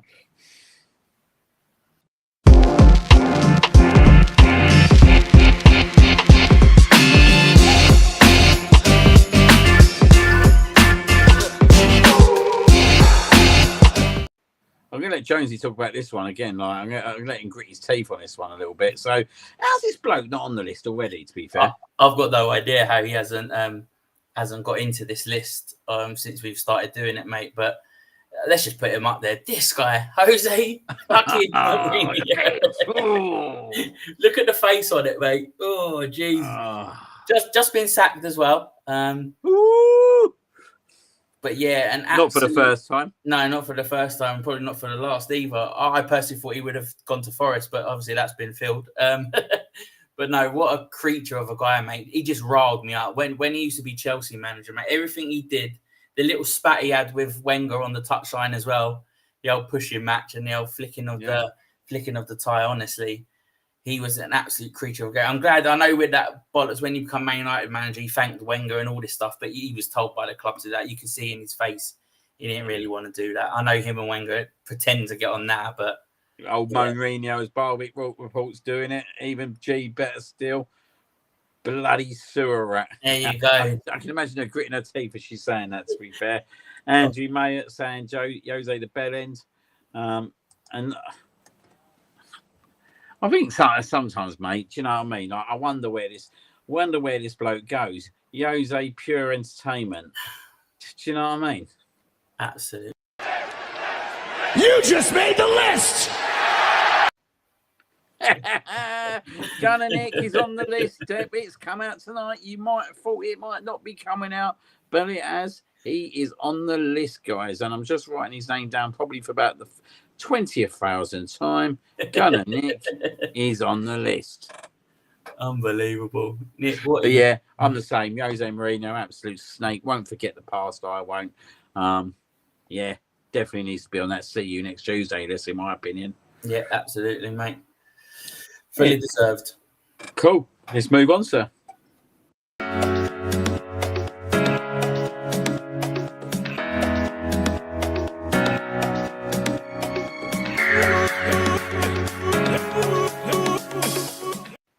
It makes me laugh, old Scotty going, obviously about Jose Mourinho.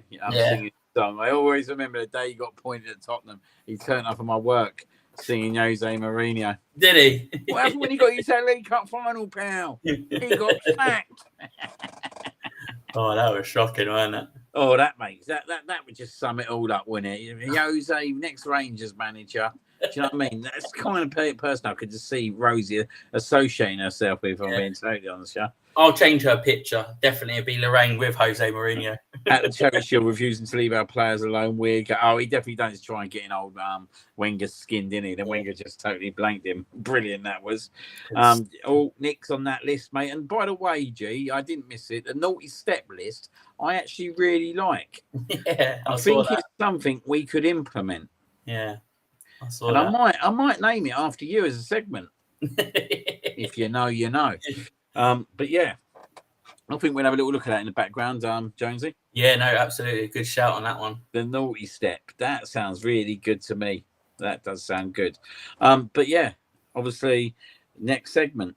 The Cannon and Jonesy performance of the week. It is indeed, yep. No bit better than himself, Mikel Mourinho. And that trick away. Where were they playing again? I can't remember who they're playing against now. To be fair, so much has happened. But Jose Mourinho, Mikel Mourinho. Yeah. The better Mourinho, by the way. Yeah. Brilliant hat trick. Such a composed 3 goals.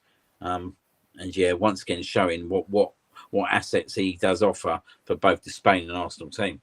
Yeah, no, absolutely, mate. He's absolutely class, wasn't he? Like that last goal, which is absolutely fantastic. The way he just put that in. But yeah, no, brilliant. Fully deserved performance of the week. Hat trick is no mean feat, especially in the international game. Yeah, definitely. So yeah, well done to Mikel Mourinho. 5 seconds. Hope we see it back at Arsenal. Indeed.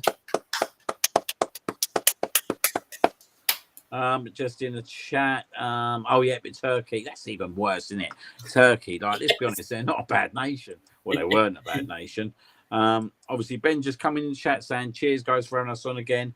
Chat all night, top show, proper genuine fans, just like being in a pub, having a pint, talking about our great team. Absolutely, mate. And thank you again for coming on. Yeah. San Marino is so good to look at too. And I tell you what, G, you might be on a naughty step of your own segment very soon. Definitely. Yeah, get him on the naughty step. But yeah, well done, Mikel Mourinho. We'll move on to the next segment.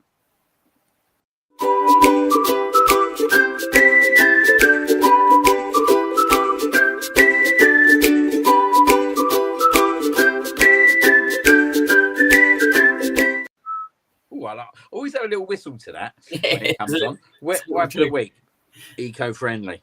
There's only one wet wipe this week, and he's actually just left the Premier League, so yes. Let's be honest, he's been one of the biggest wet wipe signings of all time. I reckon even Micro Ice would agree with me. He's in it. I can see his head peering somehow. He absolutely hates him, and he's a Man United fan. But Onana,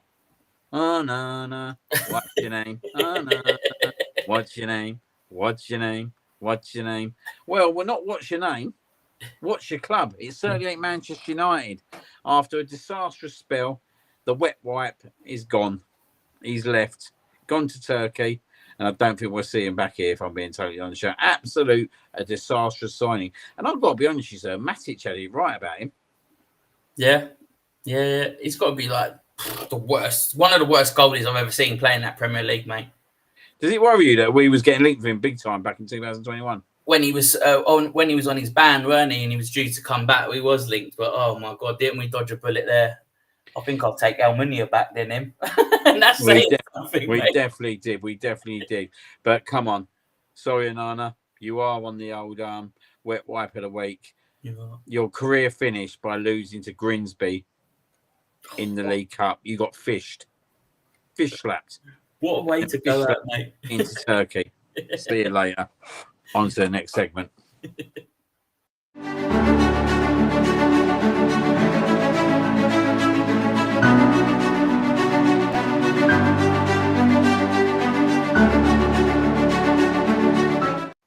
Breezing through these segments as fast as I can now, guys, because I am seeing it's late in the day. But Legend of the Week, I thought an absolute incredible cameo performance by no better than Beth Mead on Saturday for the Arsenal women. Come on, for the last 20 minutes, absolute tore London City to pieces. And it was like seeing the Beth of old, sir.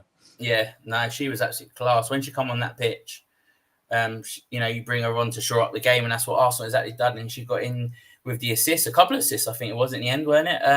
But no, yeah, she's still showing her worth. I'm glad we held on to her because that's what she can do, coming off the bench and helping these young players through games. So yeah, absolutely brilliant performance, and still got a big part to play for us, I reckon, this season. Absolutely, and even if she can come on in games and be rotating games, but if you got her coming on with 70 minutes gone and Chloe Kelly's run at you for 70 minutes, and then you got Beth Mead coming on, you're not doing too bad, are you? Exactly. Absolute legend. I thought she was absolutely superb when she went on. Awesome performance, and is our Legend of the Week. Well done, Beth. 5 seconds. If you don't know, last week picked up this big trophy, the cigar. On that note, sir, he dropped. He broke it, guys. Let's move on to the GOAT list. Onto the GOAT.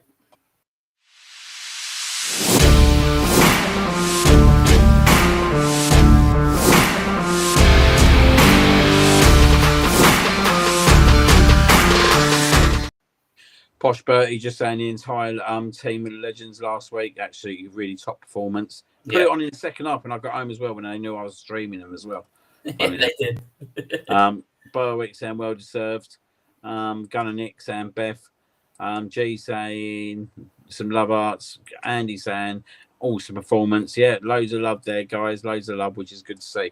But this week, I'm going to let Jonezy discuss our Cannon and Jonezy GOAT list. Yeah, this week we are giving it to a guy me and Liam know quite well, and it's this guy Chan, who runs the Lower North Bank page, who takes a lot of pictures for the Arsenal. Some fabulous work he does with kit launches and stuff like that. Some of the pictures he captures of the fans is just amazing. I mean, he captured a great one of me before I get that up there.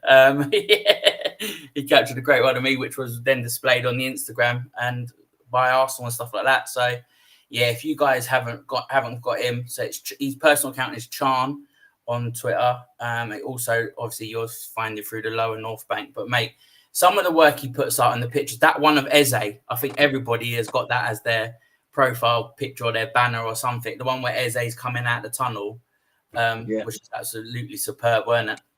No, he's an absolute legend as well, mate. Like take all these workers outside, an absolute gem of a guy. Can easily have a drink with him, talk good stuff. He knows the game inside out.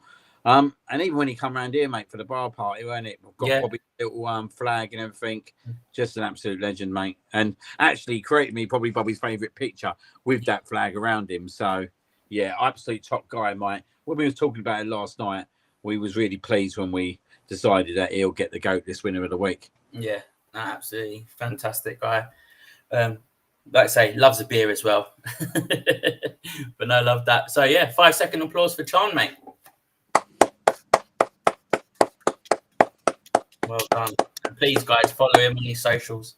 Absolutely. I think we'll lead the mic check madness this week. Yeah. I haven't got one, to be fair. No, nor have I really. I'm too tired. We'll go on to the old Liam Williamson's football baddies. Let's do it.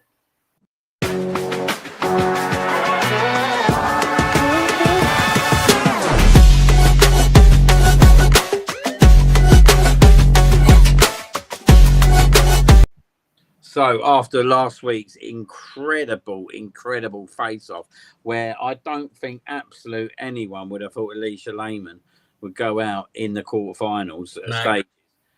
But old El Smargo done it, didn't he? He produced a little rabbit out of the hat. He got you all stumped. He got you all stumped.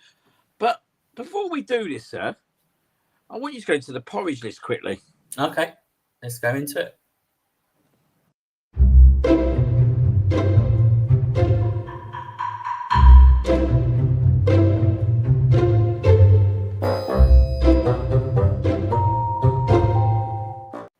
We got some really sad news, right? And like G's waiting for it. And we've got some really sad news. And this is why, right? Even before this segment starts, we need to expose the stream that we're on at the moment, Restream. You are this week. We don't hold anyone to account. You are on this week's Daniel Levy. He's first one. Porridge list of the week. Jonesy, disappoint our fans, disappoint our supporters, disappoint the crowd in what they've done. Right, I can show them what they've done. So the Be Right Back has been removed in an update from Restream. They thought it'd be better to add things like this crap, breaking news, this celebration, even a bit of rain, mate, if we thought we wanted a bit of that, you know. Some stars, bit of glasses, which don't even There's no more Be Right Back. No, none at all. All gone thanks to an update from Restream. Talk about kill a moment there. They totally deserve. I know you guys are just. No, there's not even no VAR G on this one. There's no VAR. It's plain outright there. Incompetence. Incompetence is the word.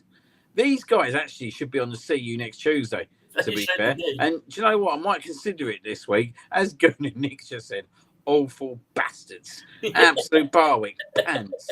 G, absolutely shocking. Tarek, how dare they? Look, the crowd ain't happy. Put them on the list too. Do you know what, right? You have hit that really good on the head, Tarek. Absolutely. Restream, not just only you on the Daniel Lee Porridge, you are on this week's. You just made the list! There you go. Here we go, guys. Restream are now on the list. Never really liked them anyway. No. Do prefer StreamYard.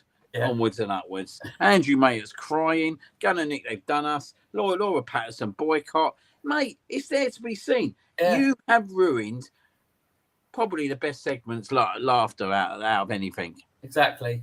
I need to make one, definitely, just in case StreamYard don't have anything. But yeah, it will return. Believe me, I won't let you guys down. I will make some Be Right Back little video to play. Definitely. On that note, goes though, we have got a semi-final in hand. We have indeed, and I'll tell you what, this is a big battle. This one, guys. Yet again, it's the battle of the Arsenal girls. It is. Scotty's not happy as well. Teeth, and we know when Teeth comes out, mate, that means Scotty's going to be punching some in. Hey!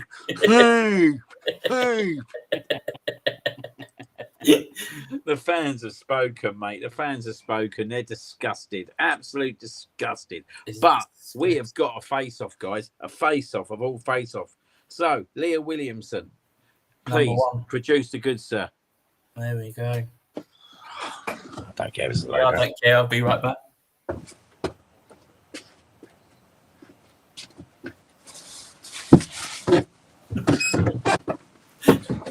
Yeah. Not the way we time it well as well. You do it as well. So that's your number one. I wonder if Nick's left. Right. Here's your number two. Alessia Russo. Battle of the blonde bombshells, mate. The Arsenal bombshells. There you go. So, you guys, you've got Leah Williamson as number one. You've got Alessia Russo as number two. Send your votes in now. Get them in. Tarek, number one. I'm going number one as well, mate. I have to go number one. Where are you going, sir? I'm going number two. Number two. So it is actually 2-2 at the moment. Come on, guys. Get voting. Crikey, geez, got Rosie 3-2, Barwick 3-all. Gunn and Nick's already voted. As wait. Let's start this again. Yeah. Right, let's start this again. Right, Tarek won, me too. Gunner Nick won. I knew he'd done it twice. Little snake. And this is when they start acting the victims, sir. That we're the ones that we get the old nonsense that we're the ones that are cheating. Yeah. Right, so let's do this properly this time, right, guys. Tarek 1-0. Me, I made it 2-0. Gunner Nick's made it 2-1. Jonesy's made it 2-all. Mm-hmm. Rosie's made it 3-2. Russo. Barwick's made it 3-all. G's made it 4-3. Margaret's made it 5-3. Russo. Giovanni's made it 6-3. Russo. Laura's made it 6-4. Andrew made it 7. Ross has made it 8. It looks like it's a Russo winner here for Kent, guys. I think so, yeah. Fix! It's a fix! There we You're all are, guys. deluded. You're all deluded. You're all... Oh, Jesus, I've got to be honest here. Actually, maybe you're right, guys. I don't know. It's our eyes, Russo's eyes. Oof. Alessia Russo is in the final. She will face off with the 2 remaining participants next week. Yeah. You'll decide next week for the final, the week after. What I can reveal, though, guys, and what I can reveal is after we've done the football baddies, we'll be doing the presenter baddies. Oh. Sports presenter baddies. That's going to be a good one. Catherine's obviously done a late one for Leah, but sadly, I think that makes it 8-5. Yeah. We're gonna have to change the segment. Sadly, we'll leave it, but whoever wins the final, whoever wins the final will be the title name. So well done to Alessia Russo. 5 seconds.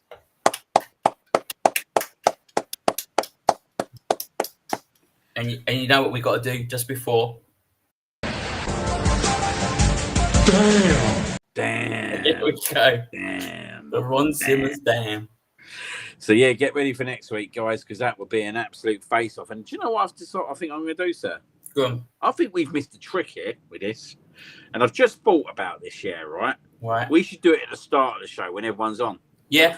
But we won't do it for the semi-final. We'll do it for the final. Final, yeah. So the semi-final will be the same, guys. The final will be the first segment of the show. Yeah, absolutely. That is going to cook. That is going to absolute cook. It will indeed. That's why I'm here, guys. I'm the brains. That's why we get paid the big bucks. Exactly. Right, anyway, let's move on to the Romans Reigns Weird Knowledge segment.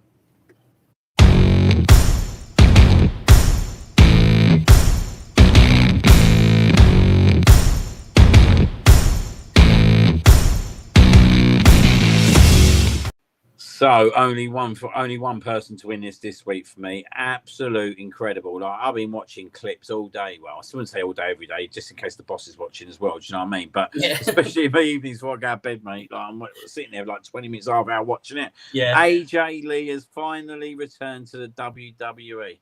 Mate. I tell you what, sir. As smuggery goes, sir, right?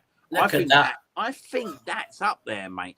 I think, we need to make something out of that. We do, yeah. That picture there, that smug face of AJ Lee.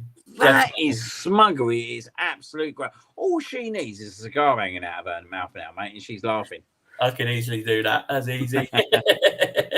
But no, mate, it was brilliant. Mate, how does she get that toned up as well, mate? By the way, mate, she looks absolutely 10. She was last seen in WWE 10 years ago. Looks exactly the same, if not even better. But yeah, absolutely crazy the physique on her to keep in touch. 43 years old, I think she is. But the pop in the arena when her music hit was crazy. Like, it was absolutely crazy, and even like the reaction. You knew what was going to happen. Yeah, Gav's even done a reactions video of all the streamers who are watching it live and stuff like that. So yeah, no, I said to Gav as well, we'll be doing some watch-alongs and he'll grab some reactions from myself watching SmackDown and Raws. But yeah, no, absolutely amazing the pop she got in the arena. I know Tariq was pretty happy with it as well. We were chatting, so yeah. No, I bet he was a dirty old boy. Old Masood's always happy with something like that, isn't he? He is indeed, yeah. Yeah, chuck Shane Bill in a bin now, ain't you, Tariq?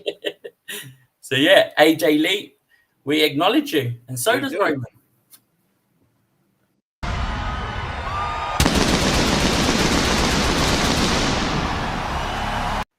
There we go. Well done, AJ Lee. I'm looking forward to seeing you hit our screens loads of times. And yeah, that feud with Becky Lynch would be iconic, I think. Yeah, they got a tag team match, which is at the wrestling in a couple of weeks. Our last segment before the Gary Reed's Desmonds is the Kevin Campbell Cap of the Week. Mm-hmm.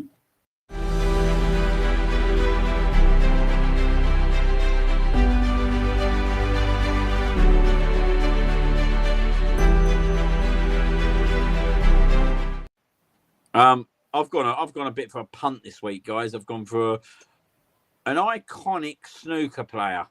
And it's our second snooker player now to get onto the Kevin Campbell Cap.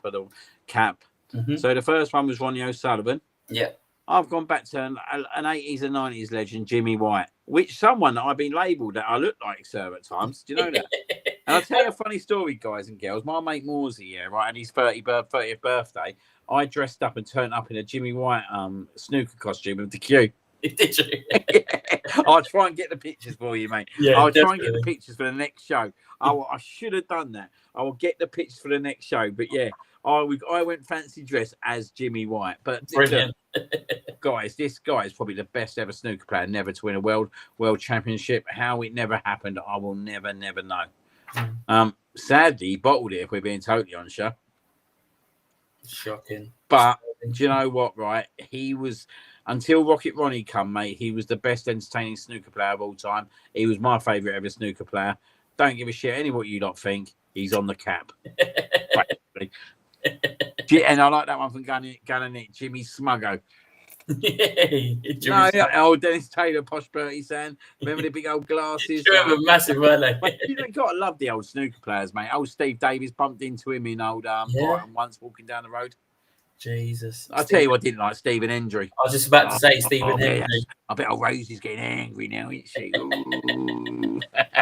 How dare he say that against a Scottish legend? You sound like Rob Beckett, but look like John Thompson. Even Scotty's agreeing with me. He agrees he was the best, mate. He was brilliant. Yeah. Alex Higgins, mate, there's another legend for you who could easily go, I'll behave. Rosie was the most boringest guy in the world, Stephen Hendry. He was. Could fall asleep. That's what happened to Jimmy, sadly, mate. He was falling asleep watching him play snooker. That's why he never beat him. Love it. I'll tell you what, Tarek, you can get in the bin as well. What was he saying? Yeah, he can get in the bin. Do you know what I mean, Tarek? You just made the list! Is he not Tarek's free on time? there again, mate. Is he free time list now? What? I think he's the first free time person on the list. Then Nah, mate, Nick's about 10 times. Love it. Ross White says 6 times runners up. That is sadly that is a little bit of a bottle, though, isn't it? It is a little bit of a bottle, but I think he won. Didn't he win the seniors world championships? He did win it, didn't he? I think so. Ain't the world champions loads, you know what I mean? It's not the Sadly, but 5 seconds with Jimmy White. Yeah. I'll tell you what, though, Ross. Alex Higgins is a good one. I'll tell you what. Can you imagine a face-off? Alex Higgins versus John McEnroe. Jesus. That'd be a bit tasty. It'd be like 2 certain Arsenal promoters at the moment, wouldn't it? Really? It would indeed. Exactly. Woo! Anyway, let's get on to the Desmonds. Let's do it.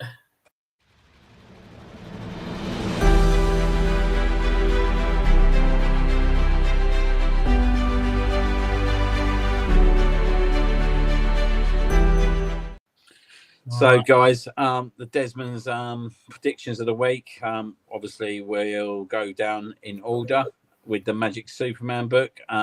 Just to let you know, Smuggo won 7-2. Last time I remember 7-2 scoreline, sir, was Liverpool's Aston Villa 7, Liverpool 2. Do you remember after they won the league?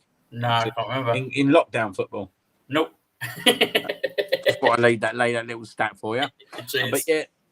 The Cannon is 2-1 up with loads to play for. So we'll move into the first game of the weekend. It is at the Emirates. I wish it wasn't the first game of the weekend because I'm going to a wedding on Friday and I'm going to get absolutely smashed because it's a close mate of mine. But yeah, I'm going to have a big hangover Saturday, but I'll still be there. Arsenal versus Forest. Yes, indeed. Who's first up? You? It'd be me, wouldn't it? 'Cause I'm the winner from last week. So Yeah. I'm gonna go 3-0 Arsenal. 3-0, cool. I'm going 3-1. Can I go 3-1? Go 3-1 if you want. Yeah, 3-1. I actually went 3-1 on the results thing last night. I actually can see Forest, Wood, or someone like that fucking scoring. But yeah. Yeah, you're probably right, mate. The next game, Bournemouth versus Brighton. Yeah. I'm going to go. Ooh. I'm going 2-1 Bournemouth. Bastard. Bastard. Just to let you know, the Arsenal ones, Catherine's going 6-0, G's gone 3-0, Terry's gone 4-0, Rose's gone 4-0, Forest, get that steak out between your teeth. Andrew's gone 3-1 Arsenal. Gunnit's gone 3-1 Arsenal, and Anthony's gone 2-1 Arsenal. I'm going to go for Bournemouth 2. Oh, mate, this is a bit of a tricky one, isn't it? Yeah. I'm going to go for a 1-1. 1-0. 1-0. Should I really? Don't take me on that yet. Oh, okay. This is an interesting one. Now, do you know what? I fancy Bournemouth at home, to be fair. I do fancy Bournemouth at home. I'm going to have to go for a 3-1 Bournemouth. 3-1 Bournemouth. Cool. And but Andy's gone 2-1 Bournemouth. Barwick's gone 2-0 Bournemouth. Catherine's gone 3-1 Brighton. Bertie's gone for a Desmond. Scotty's gone for 5-0 Forest. Get that steak out between your teeth. Margaret's gone for 2-0 Arsenal. An interesting one. We need to get that little quote in, don't we, Joe? We have to, yeah. And Ross has gone for 2-0 to the Cherries. Next game, Palace versus Sunderland. This is the kind of game where I can see Palace kind of struggling, to be fair. Yeah. They do all the big work and then struggle with it. But I think they will win. I'm going to go 2-1 Palace. 2-1 Palace. I'm going to go 2-0 Palace. Cool. Next one is Everton versus Aston Villa. Just to let you know, Scotty's gone for 1-0. Rose's gone for Bournemouth 2-0. Tarek's gone for a 3-0 Palace win. Yeah, Everton versus Aston Villa, sir. I'm going 2-1 Everton. I tell you what, mate, he's struggling a bit, old Yeah, Villa are shocking, mate. But last time I said that, I'm going to go 2-0 Everton. 2-0, cool. Next game's Fulham versus Leeds. I'm going to go 2-1 Fulham. I'm going to go 2-0. Scotty's gone for a 3-1 Sunderland at Palace. Has Cool. Bet your old man won't be happy with that one, pal. Ross has gone for a Desmond. Gunnit's gone for the 1, Everton 1. Tarek's gone for a 1-0. Andrew's gone for a 3-1. Everyone's going for a draw here. Yep, interesting stuff. I've gone 2-0 Fulham. 2-0 Fulham. Yep. Cool. Newcastle versus Wolves. Newcastle. 3-0 Newcastle. I'm going to go 2-0 Newcastle. West Ham versus the Scum. Yeah, you go on. Mate, this is a funny one. I'm going to go. Do you know what? I don't like to say it. I'm going to go 2-1 Tottenham. I know West Ham got that good result last week, but I don't think that's going to change the direction too much. I think Spurs have too much from. I'm going to go 2-1 West Ham. Ooh. And there's an 8 o'clock kickoff game, by the way. Brentford versus Chelsea. Yeah. What are you going for?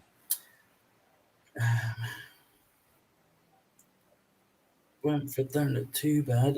Offensive Newcastle results. Tarek going 4-0. G going 3-1. Posh Bertie going 2-0. Gunnit going 4-0. Andy going 3-1. The West Ham Newcastle. Anthony going 3-2. Gunnit going 2 West Ham. G going for a Desmond as well. Posh Bertie going 3-1 Spuds. Ross going 3-0 Newcastle, 1-0 to the Swamp Donkeys. West Ham 4. Scotty going for West Ham 4-1. Someone's gone for. because it's going so quick now. Andy Mayer, Scotty's gone for a 5-0 Spurs. Surprise, surprise. West Ham 1-1. Anthony Herbert, Ross White going for a 1-0. Yeah, there's loads here. Jesus, my eyes going. G's gone for 4-1 Chelsea win. Okay. Gone for 3-1. Tarek's gone 2-0. Poshbert's gone 3-0. We've gone 2-1 Chelsea.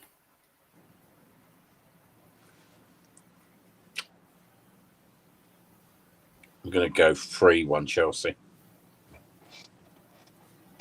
Cool. It's hard to Sunday, Burnley versus Liverpool. I'm going to go 3-0 Liverpool. Yeah, I'm gonna go 4-1 Liverpool. Just on the Chelsea games, Gunnick's gone 3-1, G's gone 4-1, Tarek's gone 2-0, Poshbert's gone 3-0. Andy Matt's gone for a 2-1 Brentford win. Ross has gone 3-0. What did you go for Liverpool, sorry? A 4-1 Liverpool. Cool. And the Monday game, the big game, the Manchester Derby, Man City, Manchester United. I'm gonna go. Poshberg going 5-0 Liverpool, Gunnick going 2-0 Liverpool, G going 4-0 Liverpool, Andy Herbert's going in with 2-0 Chelsea. Andy Matt's gone for 1-0 Burnley. Cool, that'd be lovely. 3-1 City. Tarek's gone 5-0. 3-1 City. Yeah. I'm going to go 2-1 City. Tarek 5-0. G's turned up late in the day with a 3-0 Liverpool. Gunnick's gone 4-0. G's gone 2-1 City. Tarek's gone 4-1 City. I think most people are going for City. In terms of your top goal scorer this week. Yeah. Me first. Yes, me first. I'm going for Izzat. I'm going Golkarez. How dare you? What a scumbag you really are. You really have it. This is why, guys. Yeah, I need points. This bloke don't deserve this trophy, mate. This is what you call a winner's trophy. You go, who sticks by it? Loyalty, hustle, respect. This guy, right, had the major chance. Now, mind you, guys, yeah, right, mind you, Isaac's playing away from home. We're playing at home, and he's gone for Isaac. Yeah. Izzat. You need to sort yourself out, sir. You live by the sword, mate. And normally I BAR for Jonezy. I normally get cut. G's gone for a Golkarez. Real meets real. Legend meets legend. Gunnick's gone for Haaland. Poshbert, he's gone for Golkarez. Gunnick, do you know what? You're absolutely right, mate. It needs to be done. Jonesy. You just made the list! I go for Have you been on it yet? Yeah, I'm on it already, yeah. There you are. 2-time on there. Is it? 2-time on there.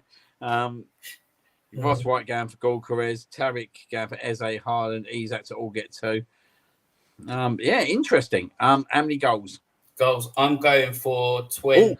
Ross is saying which trophy. Well, it's quite funny when you say which, Ross, because I've got this one as well. We're right. This is the bet. This is the bit. This is the one I love, mate. Mwah. You like this one, don't you, sir? You could have this one in your house, mate. Yeah, it's a good one, that. I love it. I'm going to... The Mark Scott, Cannon and Jonesy predictions champion. I'll go for 25, sir. There we go. I'm going to go for at least 28, 29. I'm going to go 29. 29. All right. Cool. In the book. So there you go. There you go, guys. There's the old Desmond's. I've lost the page. Fuck. The old Desmond's predictions of the week. Keep in touch on Twitter during the weekend. I'm sure there'll be some banter going back and forward. Just to let you know, guys, know, obviously, as I said, we'll be suited and booted on Friday. That's why we're here tonight, because I'm going down to Lewis for the wedding on Friday. We'll be on a train up from Sussex on Saturday. There'll be some carnage in the block. I think block 8 we'll probably meet, won't we, Jonesy? Yeah. Okay. So we're starting block 8 for Sunday at 11 o'clock for beers in the ground. Arsenal, Nottingham Forest. Then we'll be out and about after. So there'll be some smuggos. There'll be some pictures. There'll be some arrogance. There might even be some shots. Oh, definitely. Absolutely. Ooh. On that note, sir, MVP. Yep.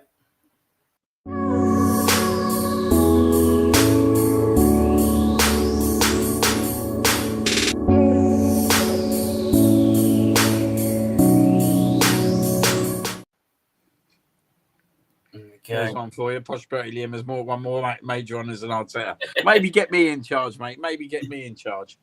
I'll sort them all out, mate. I'll sort them all out. This is a stretch, but yeah. Right, so the MVP winner of the week. So we get our 2 choices, don't we? You choose one and I choose one. Yeah, I'm going for Gunner Nick this week. I'm going for him. Yeah. He's thrown a few digs in about my shiny head, so yeah, I'll have to give it to him. Yeah, it's a shame we didn't do the name game. You'd have loved that, but it's going to be next week now, isn't it? Yeah, hold it over. The absolute name game. Do you know what? I'm going to go for G this week, and I'll tell you why I'm going to go for G, because I love the fault of the naughty step. Yeah, great idea. To be fair. I love the fault of the naughty step. Yeah, right. I love the fault that I'm going to head her up as a segment. Watch this space, because I'm going to get old Designer Jonesy on this one for next week. Yes, definitely. I'll get something to ready for that next week. But before that, guys, we have missed out one thing, and we thought we would leave it to the end, didn't we, sir? Yep, we did indeed. So well done, firstly, to G and Nick for being the MVP winners. But let me share my screen. I can't share my screen because I'll tell you what, guys, you just have to trust me. I'm just going to spin the wheel. And then we'll see who wins. Oh, don't say we lost it. I think we lost it, sir. We've lost it.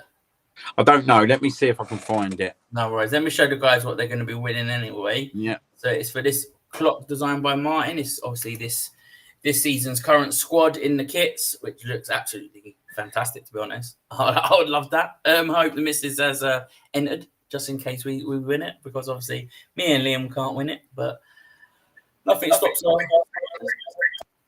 Oh. Well, I'm going to try and I don't know how I'm going to do this. I want to try and mute it. Yep. I don't know if I'll mute this one. Let me take myself out of this one for the moment. Right. And go on to the other one. Hey. Yeah. Oh. Can you? No, it's not working. Have you got the list? Right, I'm going to spin it and I'll tell you who the winner is. All right, cool. So I'm on there now, guys. Everyone's in there from earlier on. Control, Alt, Enter. I'm going to get my phone as well out so we can see the winner.